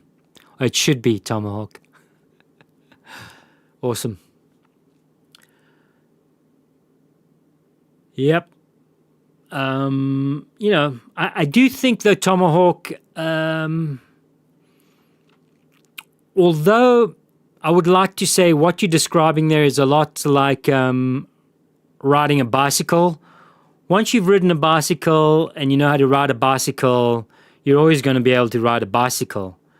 However, if you don't ride a bicycle for a while, let's say at some point you were doing downhill, you know, mountain biking or, you know, ramping your BMX over some sweet ramps, guys. If you take a vacation from, you know, doing ramps with your BMX, when you get back a few years later, you might need to polish up a little bit. So, you know, skills like that you definitely want to maintain. I guess that's the point I'm getting at too. You know, make it a habit of getting out there and, you know, working on that muscle memory, keeping your skills up to date. But yeah, I agree, Tomahawk. No, Dakota stove is far inside the ground. Okay, that's what I thought. Sorry, guys, I got a little confused there. Beep bop bop beep boop beep beep. I've got it all right. That's what I thought. Yeah, I vaguely remember watching some videos on a Dakota Fire. That was a while ago. Kevin Tomahawk, interesting. Third bat 187. Okay. I hear Ranger is barking outside. What did I miss, guys? Anything? Have we lost? I see we're losing a few people. Is it getting late here? Do you guys need to get going here? I think when I'm done with the stream today, I've got to get these two little boogers out for a quick run. We still got good light outside.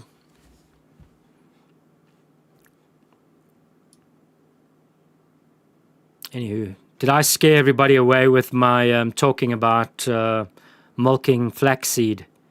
I think I may have scared everybody away.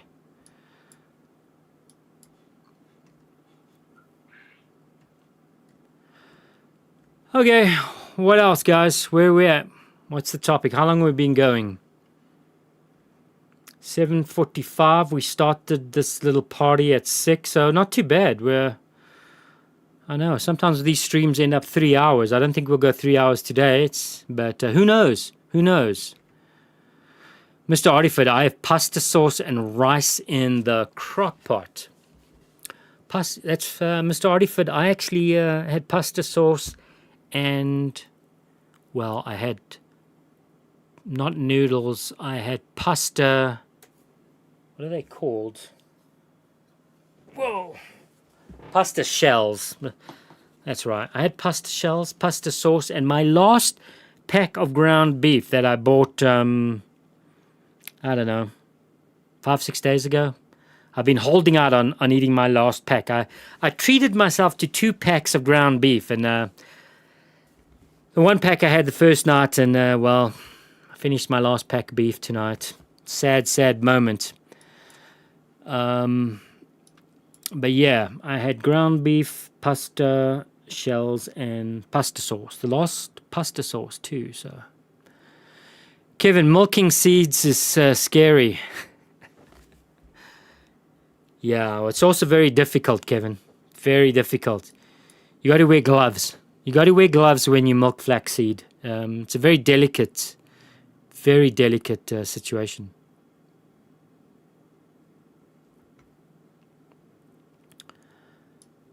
Yep, true story.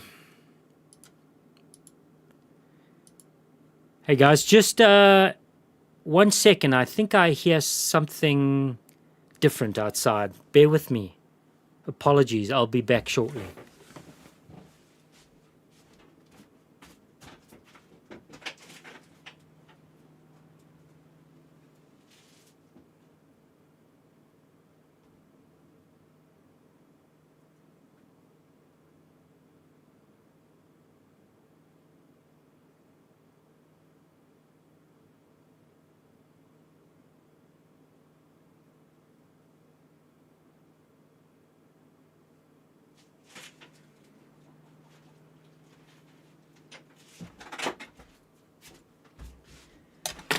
Okay, I'm back.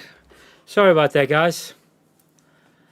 Yeah, the dogs were... I got outside and it was just like a plume of dust outside. And it's the dogs have tearing something up out in the new playpen. They're going a little crazy out there, guys. Oh, no. Oh, no. Go away. I'm busy. That was mean. Let Ranger in. Okay, buddy. Get in here. You're full of dust. Go lay down. No, go lay down there. Dirty. No. There. Go lay down there. No, you're not getting up here. No. Sorry, guys. Oh, filthy dog right now. No!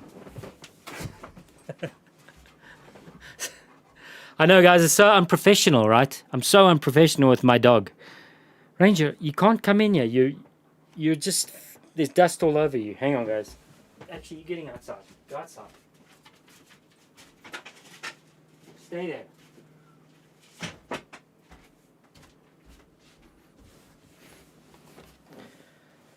Sorry, guys. I had to go do something for the wife, you know. Very important I keep her happy. Oh, boy.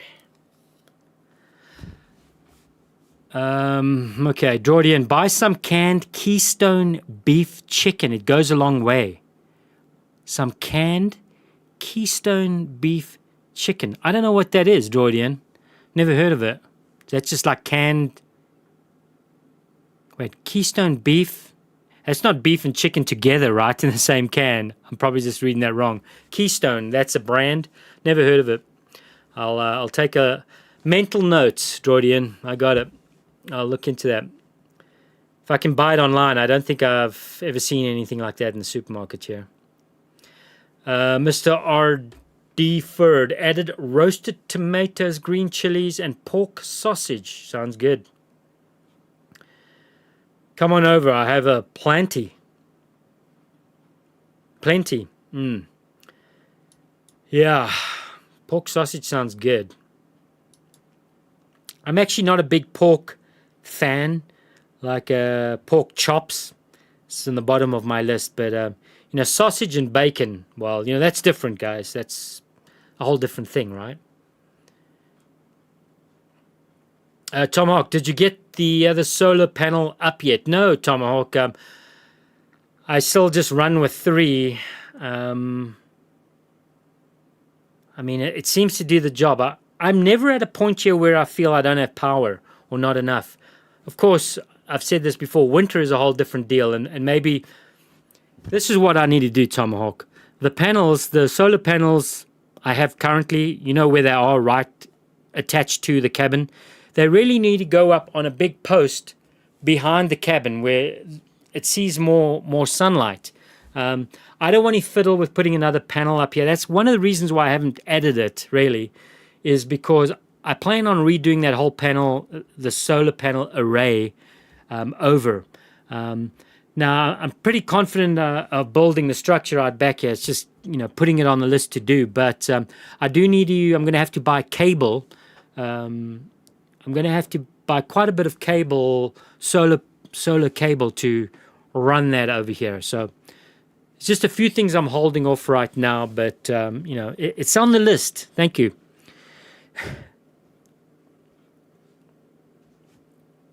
Okay, where are we?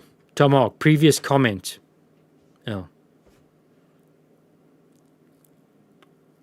Never mind, you addressed it just now, lol. Keep forgetting there's a 45-second delay with your responses. Wow. That's quite the delay, yeah. Okay, awesome, guys. Some good chats here, good conversation. What else should we cover?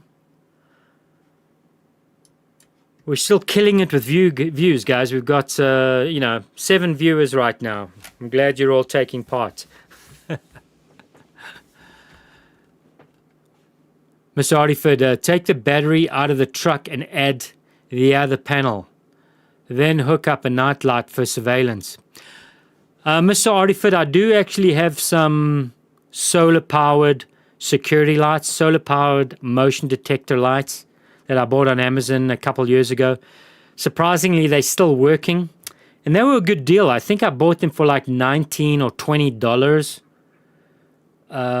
They were ridiculously cheap, and I wasn't expecting them to work very long, but we're on like year 2 now, and they're still working just fine. So, yay, Chinese products.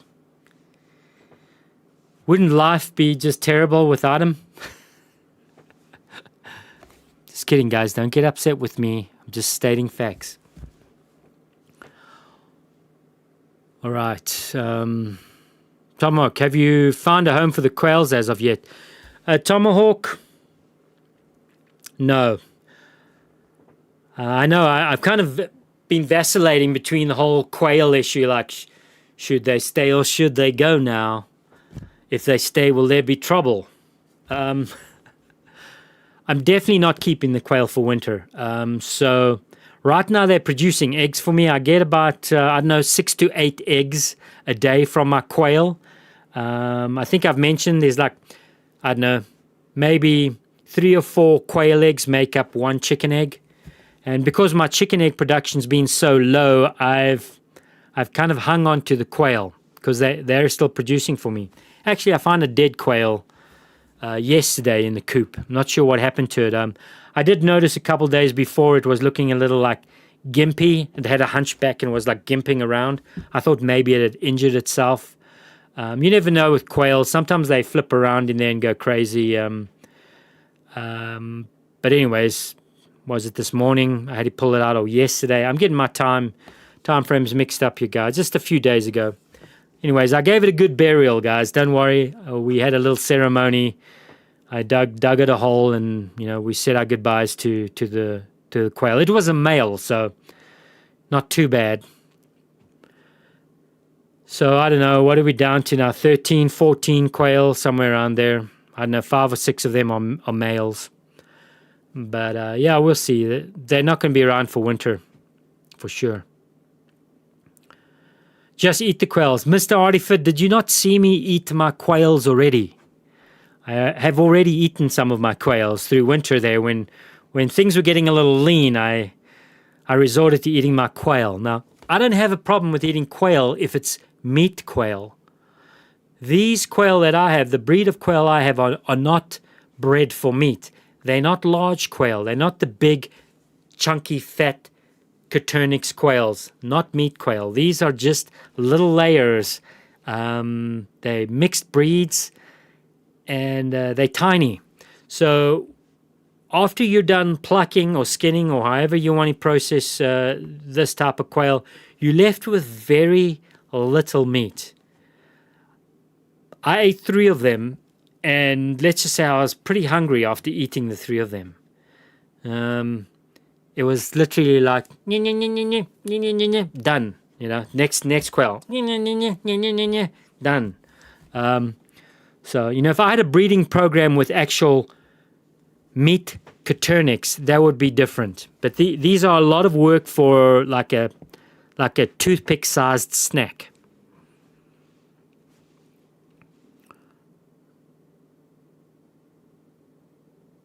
Okay. Or use for dog food. Yeah, I mean, yeah, I don't know if I'd have to remove the meat off the bird to give to the dogs. There's just so many tiny little bones on quails. I'd have to get as much of the meat. That's still a lot of work for the birds, but I hear you guys. Have no problem doing that, but these quail are tiny, guys. They're just for laying. I got them strictly for the eggs.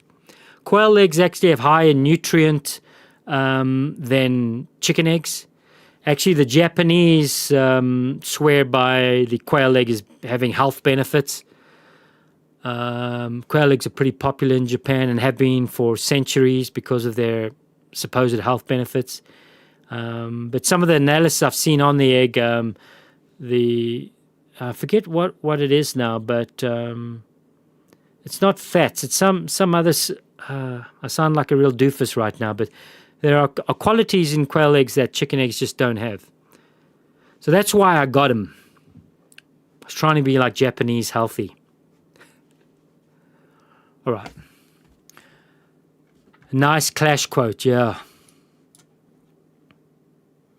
Clash, man, that was good. Rock the Casbah. And so on. That was a good band. So I'm okay. Do you or have you eaten any snakes? I did eat snake many years ago. I think I did somewhere in Florida. It was kind of a touristy thing to do. And I got some snake bites. They're like snake meat snacks, dried snake meat. I've never caught a snake myself and prepped it. But I have, and I do remember it was, I think it had some kind of,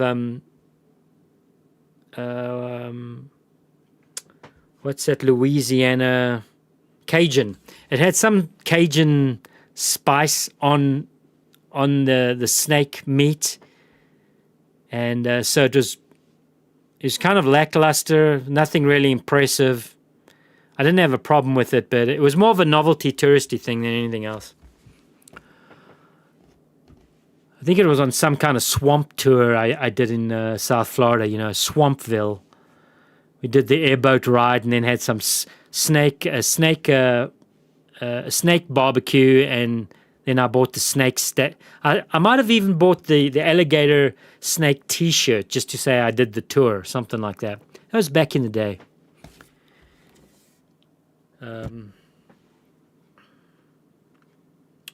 Put in a stew and the meat will fall off the bone, then strain the stew. We're talking about a snake stew.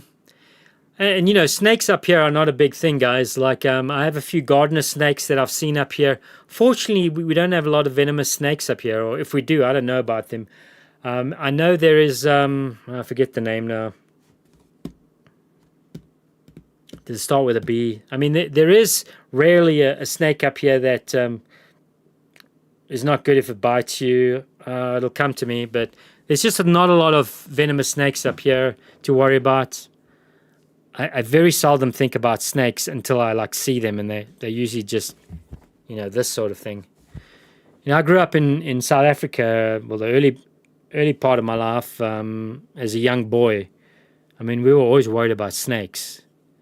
I mean, we have snakes out there that if you get bitten and you don't get to hospital like in half an hour, you're probably not going to last. I've seen snake bites that have swollen up in like 10, 12 minutes, a big ball on the arm, like your whole arm just puffs up in 10, 12 minutes and gets infected and gangrenous. Like, it's weird. But fortunately, that's not something I have to worry about out here. There's very little I worry about out here. I mean, I don't fret about bears or cats or anything like that. I won't say what I was going to say. Mr. Oliver, turtle soup. Right. On Georgia and Florida, we killed and ate a lot of snakes and used their skins for making wallets, boots, and other knickknacks. I think I may have considered alligator boots once upon a time. You know, I spent some time as a young man in Florida. Some of my wildest years were in South Florida. A lot of them I'd like to forget, but I do remember pondering the purchase of some alligator boots. Yeah, some of the things I would have done back then, I would not do right now, for sure. Natalia, quail eggs contain more fat and protein by weight, double the iron and riboflavin, and about 1/3 more vitamin B12 than chicken eggs. Natal, I'm glad you're listening. I was getting a little concerned that I'd lost you there. Thank you. I love it. I love it. We have some folks in chat here that know what they're talking about, or capable of researching it and letting us all know. I love it. Thank you, Natal. I feel like there's something else in there that's kind of unique to quail eggs. Got any more data there, Natal?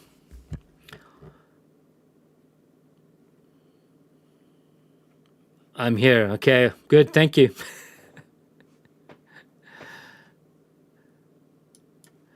All right. How are we doing on time? We're 2 hours deep, guys. How are you guys doing? Are we getting close to shutting this down, or what? We got a little more go. I can go a little bit more. It's up to you guys. We don't want any dead air. Talking about dead air, let me take a sip of my questionable coffee over here. I don't know how much coffee bean is actually in this coffee. It could just be more chemicals than anything else.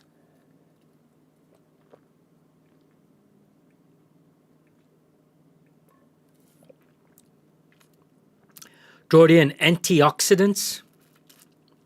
Maybe. Come on, guys. Don't you have your Google or Siri or whatever the Amazon one is? You know, those devices that are constantly listening for you to ask them a question? I'd like to think most people in this chat have all that stuff turned off.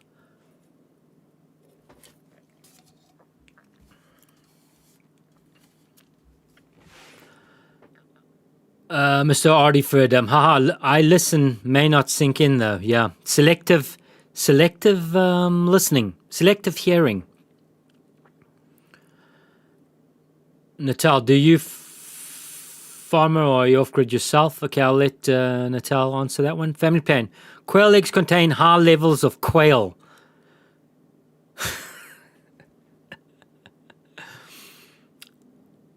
You know what? That's a good point. That's all we really need to know, guys. Good one, family plan.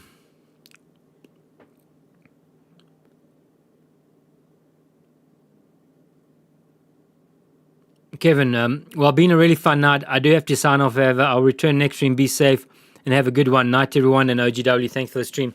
Kevin, good to have you, sir, man. Always appreciate you being part of the stream, man. You're a stalwart at this point. I know there's like 6 or 7 of you guys that are... Wait, hang on. That's usually what my viewers are, 6 or 7. It's all the same guys over and over again. No, thank you, Kevin. Have a good week, man. Be safe. Droid Ian pops in every now and again. Good to have you here, Droid Ian. I think Droid Ian, are you a fellow GA beer? I think you are.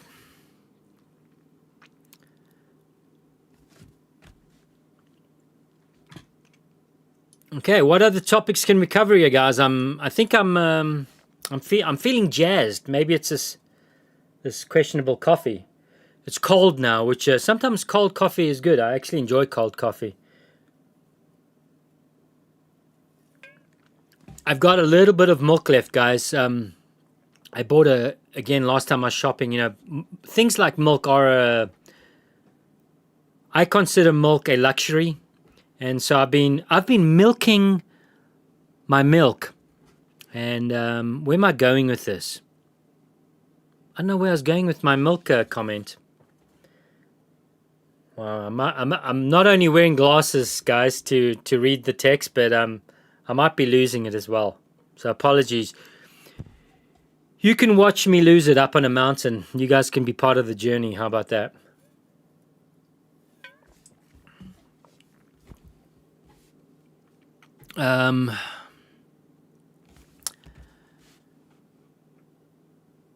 Yeah, Mr. Gas and Miss Racy is MIA as well.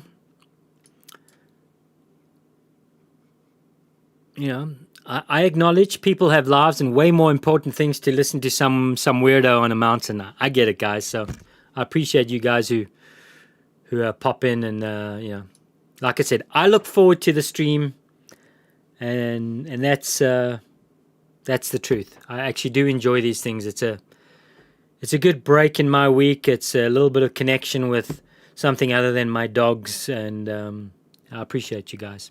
Yada yada yada. I think you heard a little bit of this last week, so I won't go on. Next project. Okay, Mr. Artifit, I like that. Keeping the chat going. Next project, guys, is the lean-to shack on the side of the cabin. The new area that I cleared out. I cleared off the side of that cabin, the garden area. I'm going to be doing some kind of lean-to. It'll be partially closed in because of snow melt, and I have a lot of snow that comes off this roof and then will end up on the new roof on the shed on the side. So I need to build it in such a way where, you know, snow can come off and pile up without getting into it. So one side of the lean-to needs to kind of be closed because I know I'm going to have, you know, a 6-7 foot pile of snow right next to it coming off, you know, 2 roofs. So there's a little bit of planning in that, but that's either going to be a wood room or an overflow for totes. You guys have heard me whine about totes and all the stuff that I have, and it needs to go somewhere. You know, when you live out in the boonies, you really don't want to stack a lot of things underneath your cabin because it becomes like a place for critters to live.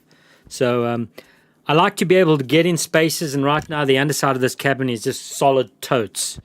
And I'd like to get them out and get them packed decently so I can have access and keep the critters out. Things like pack rats that like to kind of make homes before winter and all that. If I make areas that are impossible to get into, I'm going to create issues for myself. Not because it's dirty up here, it's because, you know, I live in the woods, and there's a lot of heat around this cabin, and a lot of shelter, and all the critters want to, want some of that. So that's what this new shed will be. It'll be probably totes and just storage, a place to put my bicycle and who knows what else. I need more covered storage, and I should have more. Once the quail leave that area, that'll become a storage unit as well. So, or will it become a winter rabbit hutch? Will I get rabbits and try to breed and eat rabbits through winter? You guys know what I'm talking about now, right? I mean, I need another thing that I need to feed through winter, guys. Now that I have 2 dogs to feed and myself and my chickens, I need to find something else to feed. So maybe it's rabbits. Maybe that'll be the new rabbit hutch. I have seen people have good success with breeding rabbits. You really need to be on it, though. It's quite a job. And there's a little bit of management in keeping track of the rabbits, who's breeding who, how long has gone by, and that might be fun. So I'm toying with all sorts of ideas, guys. Mr. Artiford, hopefully that answered your question. I gave you a lot of info there. Tomahawk, you are alone and do not converse too much except for the live stream. So that may be a de facto in going stir crazy. Yeah, well, that's what you guys are helping me with. Not go crazy, guys. That's why we converse like this. I have you guys. I actually... There's never times, now I'm going to get a little personal, I'd made a decision to be less personal on these streams. I had a conversation with somebody recently and they said maybe I'm sharing too much information, and I've been pondering that. But it's just been kind of... where am I going with this? I don't ever feel, yes, let me get to it. I don't ever have sense of feeling lonely up here. There's never a time where I'm sitting thinking, I'm going crazy, there's nobody to talk to, or I'm feeling lonely. I never have a sense of loneliness up here. But I do value constructive conversations and broad conversations. I actually do like having conversations. And I think having even conversation with people that may disagree with you, there's some brain exercise that takes place in conversation. And I think that's the downside of not conversing. For me, it's not a loneliness thing. It's a keeping the mind sharp and exercised. I think that's what conversation or interaction does with others. That's just my opinion, but what do I know? I'm just some weirdo on a mountain.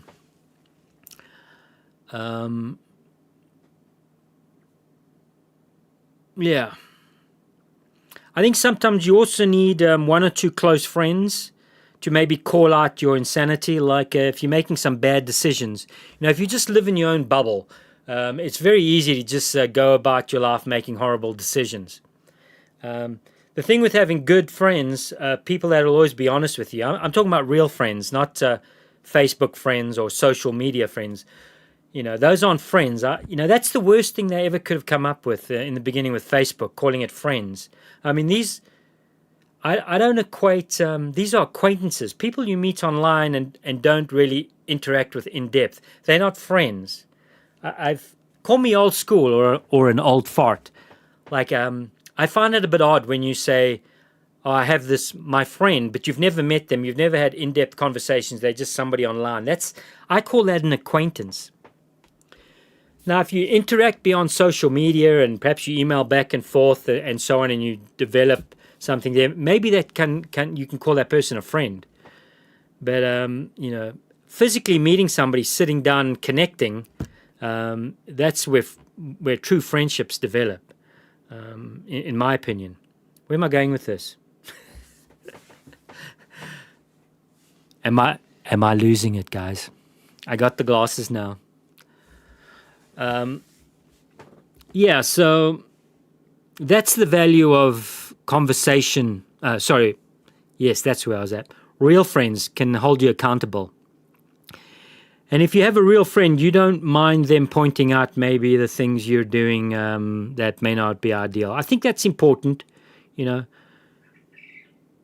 you don't need a lot of close friends. One or two or three maybe. People that you can trust, people that you respect. Will go to war for. I'm probably a little different than most. If I call you a close friend, you're somebody. I'll go to war for and war with. And literally, there's like two people like that. But you need to be held accountable, especially if it's just you and your own thoughts. There's danger in getting too far away from society and perhaps having some crazy thoughts and nobody being around to call you out. Wow, I feel like might have been a little bit of a rant. Yes, no, yes.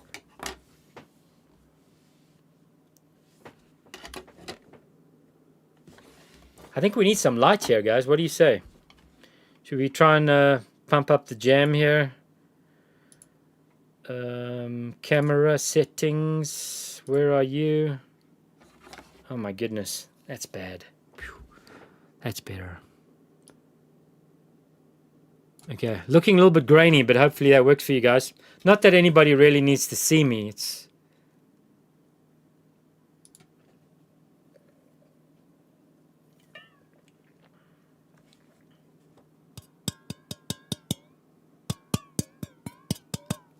That's the sound of titanium, gentlemen. Titanium. The problem with these type of backpacking or camping cups is when you have hot liquid in them, be prepared to burn your lips. Okay. Family plan. It's getting dark, OGW. Well, are we good now? Family plan, can you see me? Can you see me now? Can you see me?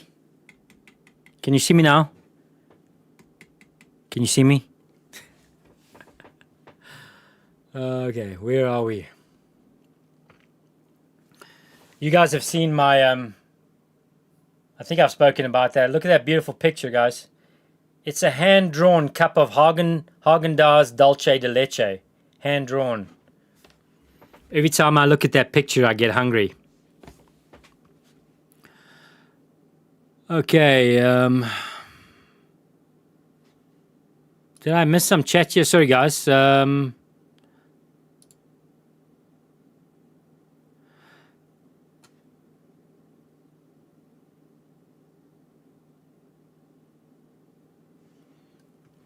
Did I cover everything I needed to cover there, Tomahawk, or did I go for a rant there? Natal.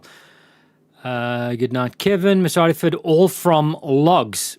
Mr. Artiford, I am kind of short of materials to do what I really want to. If I was a professional, I'd be doing something different. But because I'm not a professional and have limited materials, I'm going to have a bit of a mishmash on the side there. So there's going to be some poles that I've cut and peeled, but there's also going to be I've had an old pile of lumber that was given to me like a year ago of dimensional lumber. I have a few square posts, so I'm going to be using those because I've been sitting under a tarp here for a while. I'm going to use those with some poles, with some roofing that I have, and they're like 16-inch panels. They're kind of a modern metal roofing you can buy. I got them for free, so I'm going to have to use them in this build.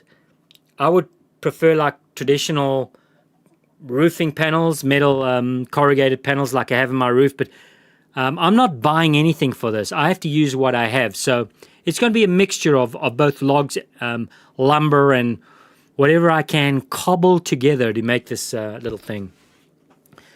But that's, Mr. Artiford, that you know how we work up here. It's just that's how we roll. It's like we use what we got and make do with what we got. Sort of, kind of. Okay. Off-grid McGarvey style. YouTuber raises rabbits. McGarvey style. I'm not sure what McGarvey style. I'm not sure what McGarvey is. Sorry, Mr. Hardyford. Good friends that understand your style of life. Yeah, I mean, look, I realize, what I'm doing here does not appeal to the masses. I mean, who in their right mind would want to live like I'm living? There's a very select group of people that find what I'm doing here interesting, entertaining, or can get some kind of value out of it. We're a small group, which is fine by me. But most people would not. Most people would not want to do what I'm doing, especially in winter. It gets a little grisly. Too much info. Hey guys, everybody, listen to Mr. Hardyford. Pound that like button. Thanks, Mr. Hardyford. I appreciate it. Evelyn Dawn. Hi, Off-Grid. Evelyn Dawn, I can see you. Oh, greetings, Evelyn Dawn. Hello, welcome. I think, have you been on the stream before? A new name, I think. Haven't seen you before, or have I? It's hard to keep track of, the 11 people that watch. Droidian. Yeah, I got one of those titanium sporks for my bug out bag. Keck. Yeah, I mean, they work great. A lot of the camping stuff that I've used, I had for many years, like in backpacks and in my camping tote. Like I have them out and I use them daily. I think I may have pointed this out before, guys. This has actually got my dinner in. It's half eaten. I won't show you what it is. It's my pasta, but this is a camping pot, and I have a smaller one.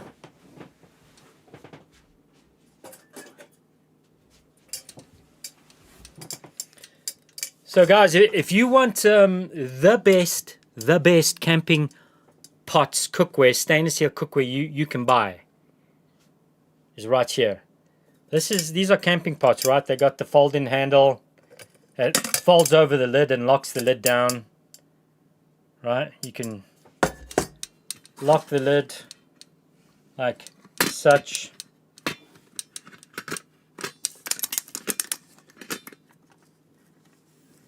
I'm not a very good demonstrator, I know, guys. You know what I'm talking about, right? You got the lock it down. Wow, that pot's dirty. How embarrassing. Okay, I just cooked with it, guys. It boiled over, right? Don't judge me. So these are made by MSR. Oh, well, I need my glasses on, not off. And I think it's called Seagull, the MSR Seagull. These are the best camping cookware ever. I've had these for, I don't know, 10, 12 years. Hopefully they still make them. MSR Seagull. I cook with them daily. They've been all over this country with me. They've up mountains, down mountains. They've been washed in rivers. They've been banged around. They've been dropped and being used daily. MSR Seagull. See, they're not even paying me for this. Highly recommend these, guys. Highly recommend them. So yeah, my point was a lot of stuff that I've used over the years that's like camping and backpacking, like I have out here. Here's my camping coffee press. This is my French press that I use. It's called an AeroPress. I use this daily. Takes paper filters. You can buy them on Amazon. They last forever. And so a lot of my camping stuff I now use every single day. Here's my bowl that I eat out of. If I'm not eating out of the pots, guys, I know I'm a real Neanderthal. Like, there's a lot of savage Neanderthal type living up here. I don't think, I mean, I'm definitely not impressing any of the ladies, that's for sure. But, like, this is a camping bowl. This actually fits into the pots. And, well, I use it pretty much daily. So, very uncivilized up here, guys. Very uncivilized indeed. Of course, you could never tell that I'm uncivilized with my very sophisticated glasses, right? Right. Okay, what did I miss? Hey, OGW, mainly off grid. Welcome, mainly off grid. Good to see you, sir. Welcome again. Hopefully, everything is good for you out there on the East Coast. However, you know, the West Coast is the best coast, except for that California part, though. I'm not including that, right? That really should be an island out in the Pacific on its own. Hopefully the hate doesn't roll in now. Okay. Mr. Artifer, 13 now. 13 now. Did I miss something? 13 now? Or am I zoning out? 10. I've watched your stream. Okay. I'm off on that one. Okay, Evelyn Dawn, I watched your stream a while back but never said anything. Well, Evelyn, it's about time. You see, we really are quite friendly over here, except Mr. Artifid and Tomahawk. Those guys aren't friendly, so ignore them. No, I'm kidding, guys.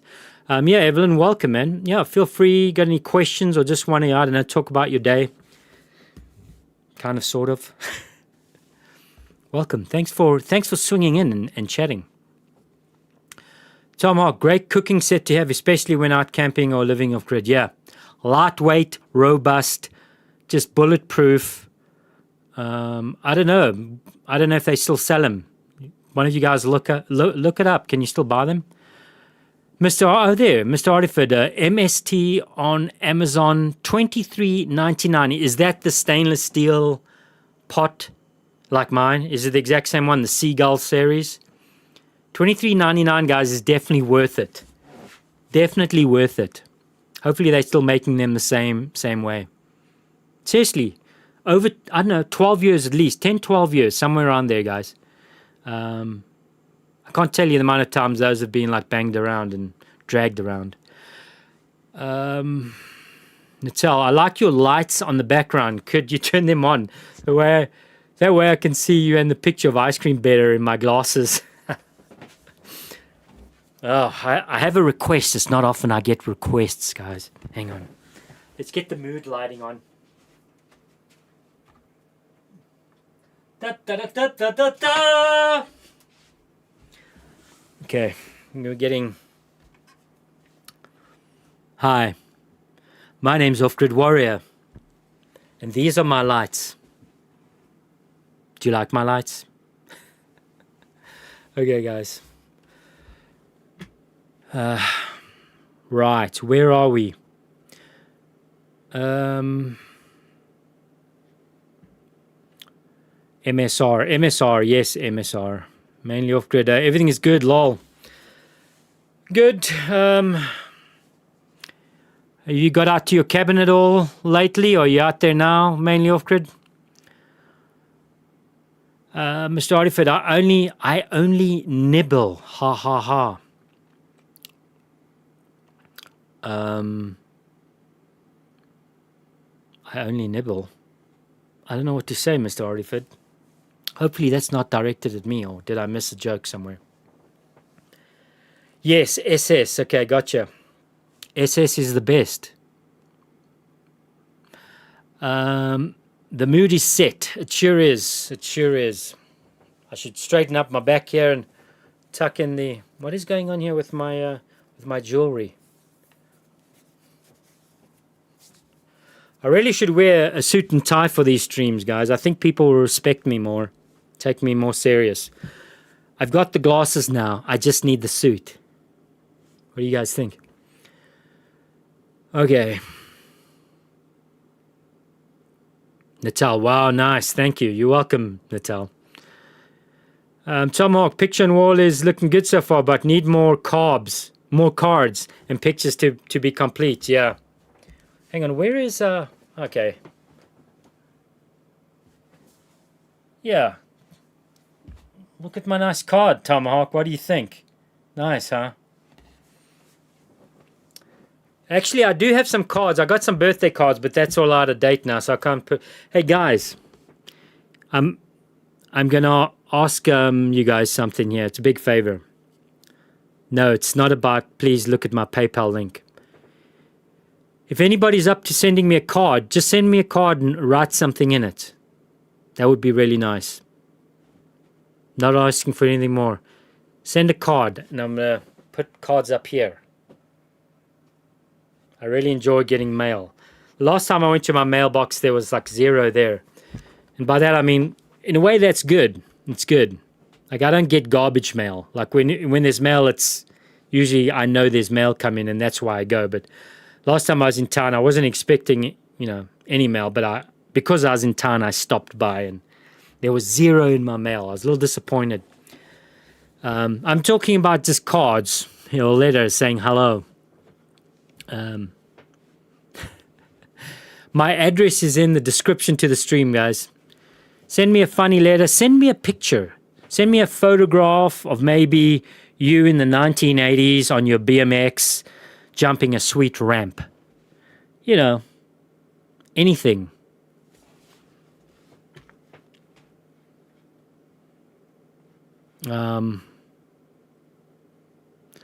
Thank you, Mr. Hardyford.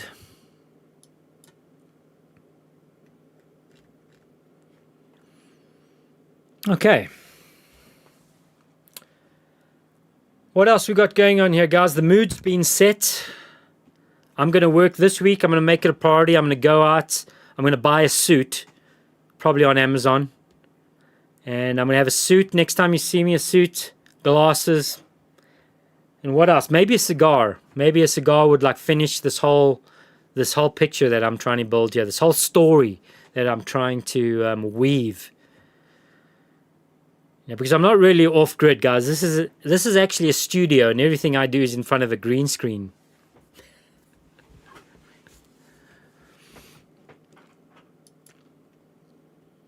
I think I had a comment. I saw a comment on one of my videos again about how can you be off grid if you're posting online.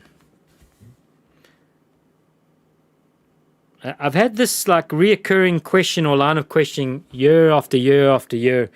People seem to think that because you're off grid that you literally are surviving, with an axe and a bushcraft knife only. I have questions often about internet and how can you be off grid if you have internet, but if anybody out there is struggling with the concept, off-grid means off the electrical grid or municipal grid. There are no power lines or telephone lines, electrical grid lines connecting to any grid that come up this mountain. There is no electricity supplied to this region at all, this area that I'm in. So that's what a grid is. So when somebody says they're off-grid, means they're not connected to an electrical grid. That's all that means. Quite often it can, extend into like water, supplied municipal water, or any sort of plumbing grid. But it is possible to have a satellite dish now with Starlink and run that off 12-volt batteries. That is, if you have 12-volt batteries, you're not on grid. But you guys know this. I'm really just saying this for the folks who seem to always struggle with this idea of, if you're off-grid, you can't communicate. I will say, though, I don't have any cell service out here. There is no cell signal at all. And you don't get a cell signal at all for at least, I think, about 26, 27 miles away. You might find a cell signal when you're getting closer to town. AM, there's a couple AM stations that come in. But I gave up on AM because the strongest AM channel I could get out here was NPR. And I don't know if you guys have ever listened to NPR in recent years. It's just mainly garbage, which is unfortunate because I remember NPR maybe like 20 years ago had some, some good informative talk shows and, non-political stuff. I mean, there was some interesting stuff you could garnish from NPR 20 years ago, but unfortunately, that is like the strongest station around here, AM station, and Yeah, I just gave up listening to it because it was nonsense all the time. But there's some other low-key religious kind of evangelical Protestant type Christian station that comes in a little bit. FM stations depends on the time of the day and the weather. There's maybe 3 or 4 that I can pick up on. So it's a little lean out here as far as anything outside of satellite dish. Picture wall is looking good so far. Okay, we got that one. At least a tie. How about a bow tie? I think a ghillie suit is more appropriate. I actually owned a ghillie suit, a legit ghillie suit, I don't know, many years ago. I'm not sure what happened to it. I feel like it got lost somewhere. I left it somewhere or didn't pack it or...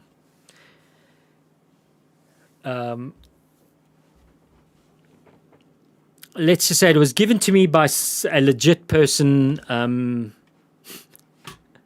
It wasn't from the... from like a store. It was the real deal, and it's unfortunate that I lost it or misplaced it at some point. Family plan. I listen to NPR if I'm having trouble sleeping. That voice they all use is hypnotic. Hypnotic, yeah. It's like a drone that wants to just drone you to death or to sleep. Jordan, NPR. You get PBS too. PBS, public broadcast. That's television. I don't have a TV up here, Jordan. I don't know. NPR, you get PBS too. Public broadcasting station. Yeah, I mean, I don't think I've ever. I mean, I know what that is, but I don't believe I've ever turned that on or viewed it.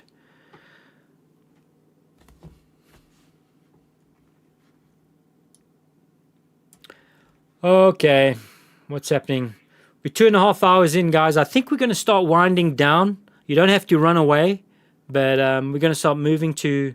I see the questions are dropping off. Unless you guys have some good stuff you want to cover or bring up, we'll probably start winding it down.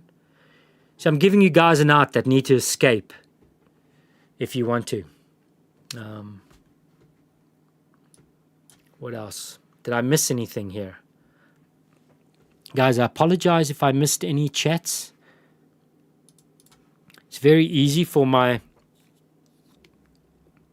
to miss what's going on. Mind you, I have less of an excuse now. Oh, I can see clearly now. The rain has gone. Okay, 3 hours now. Oh, hang on, we started at 6. That's 6 to 7 to... It's 2.5 hours. 2.5 hours, Mr. Artiford. Jordan, just making a reference to government not sending them any more of our money. Oh, is that, I may have missed that. Are they not, no more funding for NPR and PBS? Is that what I'm understanding? Oh no, how's the world ever going to survive without that nonsense?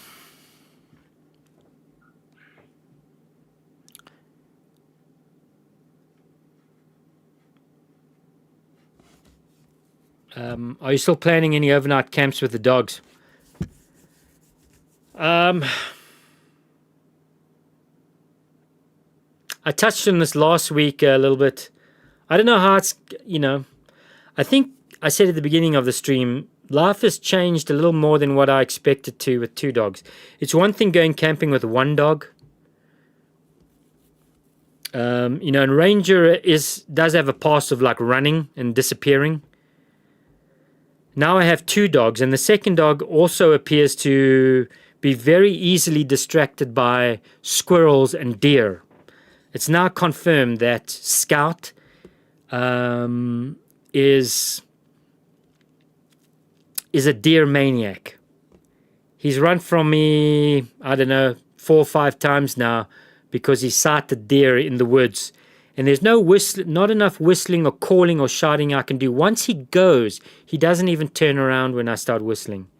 So my point, Mr. Ardiford, is I don't know how this rolls out now. I'm going to have to try. But, camping with Ranger was challenging enough. Now it's I got these two maniacs. I need to somehow corral either around the hammock. I might have to get back into tent camping. Lord forbid I get back into tent camping, because that's one way to lock the dogs down with me. But these dogs are going to have to be on the leash, sad to say. And it affects my style of camping a lot, because I'm not a big planner when it goes camping or trail. I like to just go, find a deer trail, just find a mountain, go, find a soft spot, bed down for the evening, real minimal. But, now I've got to carry dog food for 2 dogs.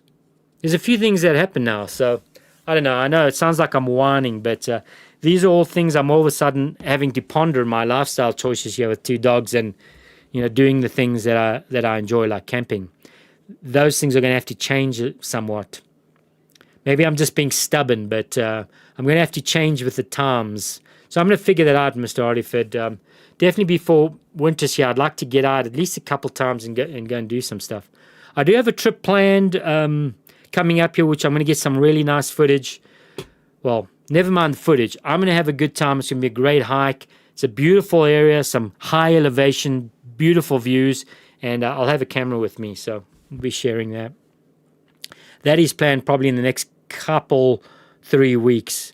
But I'd like to get a little more done with that. It's challenging now with dogs and dog food and backpacks and hammocks and tents. Like, I have to make some different decisions now. And even routes and locations, like that, I have to be like factoring dogs. Where, right? Draw it in, correct. Okay, so PBS and NPR is now defunded. Okay. I'm sure a lot of people are upset about that, but I'm not. I mean, I can think of better places for, the government to put their money, but what do I know? I'm just an idiot. Droidian, family plan. It looks like Canada is sending another bunch of rain clouds our way. Coming from the north, huh? Well, we have a saying. I don't know where it comes from, though. Maybe you guys can tell me. I think it might be a European ancestral saying. It goes something like, when the north winds doth blow, we shall have snow. Doesn't sound as cool as I remember it when I say it now, but yeah. Anytime we have north winds from here, typically my prevailing winds are from the east, really. But when we have winds come out of the north, it's usually an indicator of some kind of front, storm, or less than ideal weather system. Yeah, the north winds are not prevalent, or the prevailing winds out here. They're normally a negative indicator. Well, OGW, you already have a minivan. Tent camping is a must for a dog daddy. Dog daddy? I don't know if I like that. I don't know. Family plan. Can we use another word instead of dog daddy? That sounds like a lot of responsibility. A lot. Dog daddy. Mr. Ardiford, get some dog packs so they carry their own food. Yeah. There's a lot of things I'd like to get, Mr. Ardiford. Just dog packs would be great. These dogs are strong dogs. They're capable. And that's a great point. Yes, they can carry their own food. For sure. That would definitely alleviate some weight from me. But it's just not a priority with spending money on packs. Now, don't tell me I can get a pack on Amazon for like $9.99. That doesn't matter. I got to think about things like food right now and gas before dog packs. But yes, Mr. Ardiford, that's a good point. Natal, Monday and Tuesday, Rain. Oh no. Well, I was planning on getting up the mountain tomorrow to go hit those huckleberry patches. That's a downer. Can you just take that back, Natal?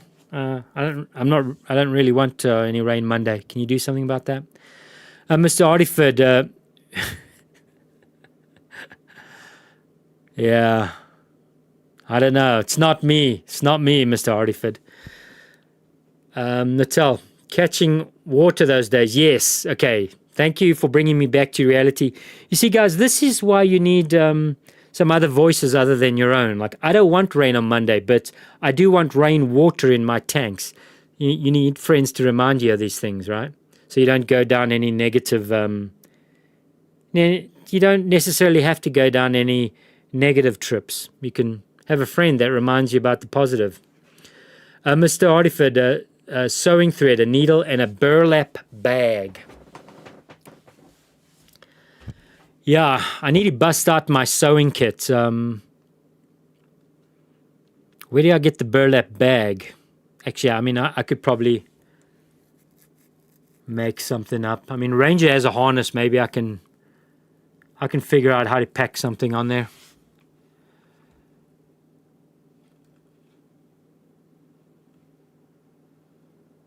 I have to look at the weather forecast, Natal. If it's a big water event, I need to do some planning around here.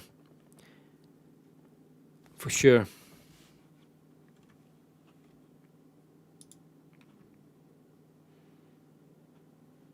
Okay.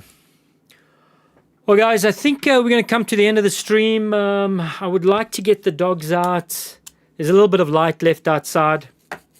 And I'd like to get the dogs out for a quick run. We won't be gone long, but I'm going to need a little bit of light for that. And I'll keep on taking these glasses off, and then I look at the text, and it's all fuzzy.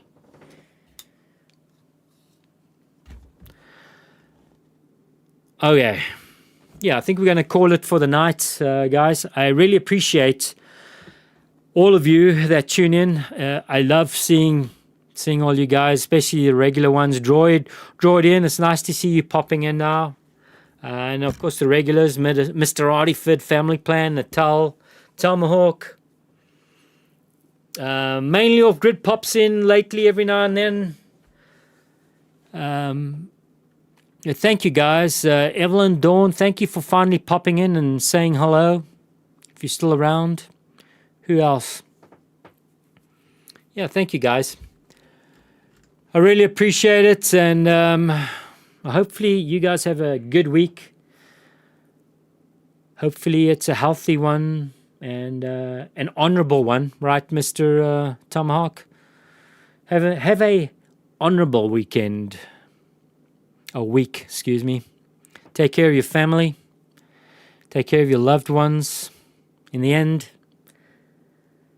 there's one or two other things that matter. But definitely family and loved ones. Take care of them. Evelyn Dawn, take care, LGW. Hope to catch your next live next time. Thank you, Evelyn Dawn. Anytime you pop in, do say hi. Thank you, man. Thank you for popping in. Finally chatting.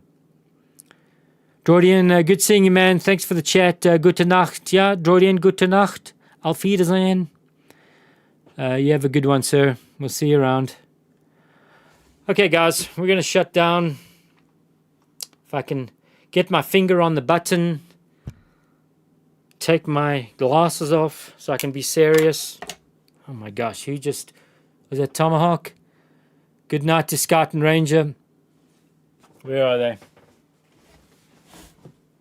Oh, they're both out on the deck here, Tomahawk. I can just see paws laying flat. The guys are like lying up against each other back to back, just like getting into snooze mode. They also need to be fed. So, okay, guys. Thank you, man. We'll see you. We're going to shoot for next weekend. If all goes good, I'll be here doing the same thing. Hopefully with some new footage. So,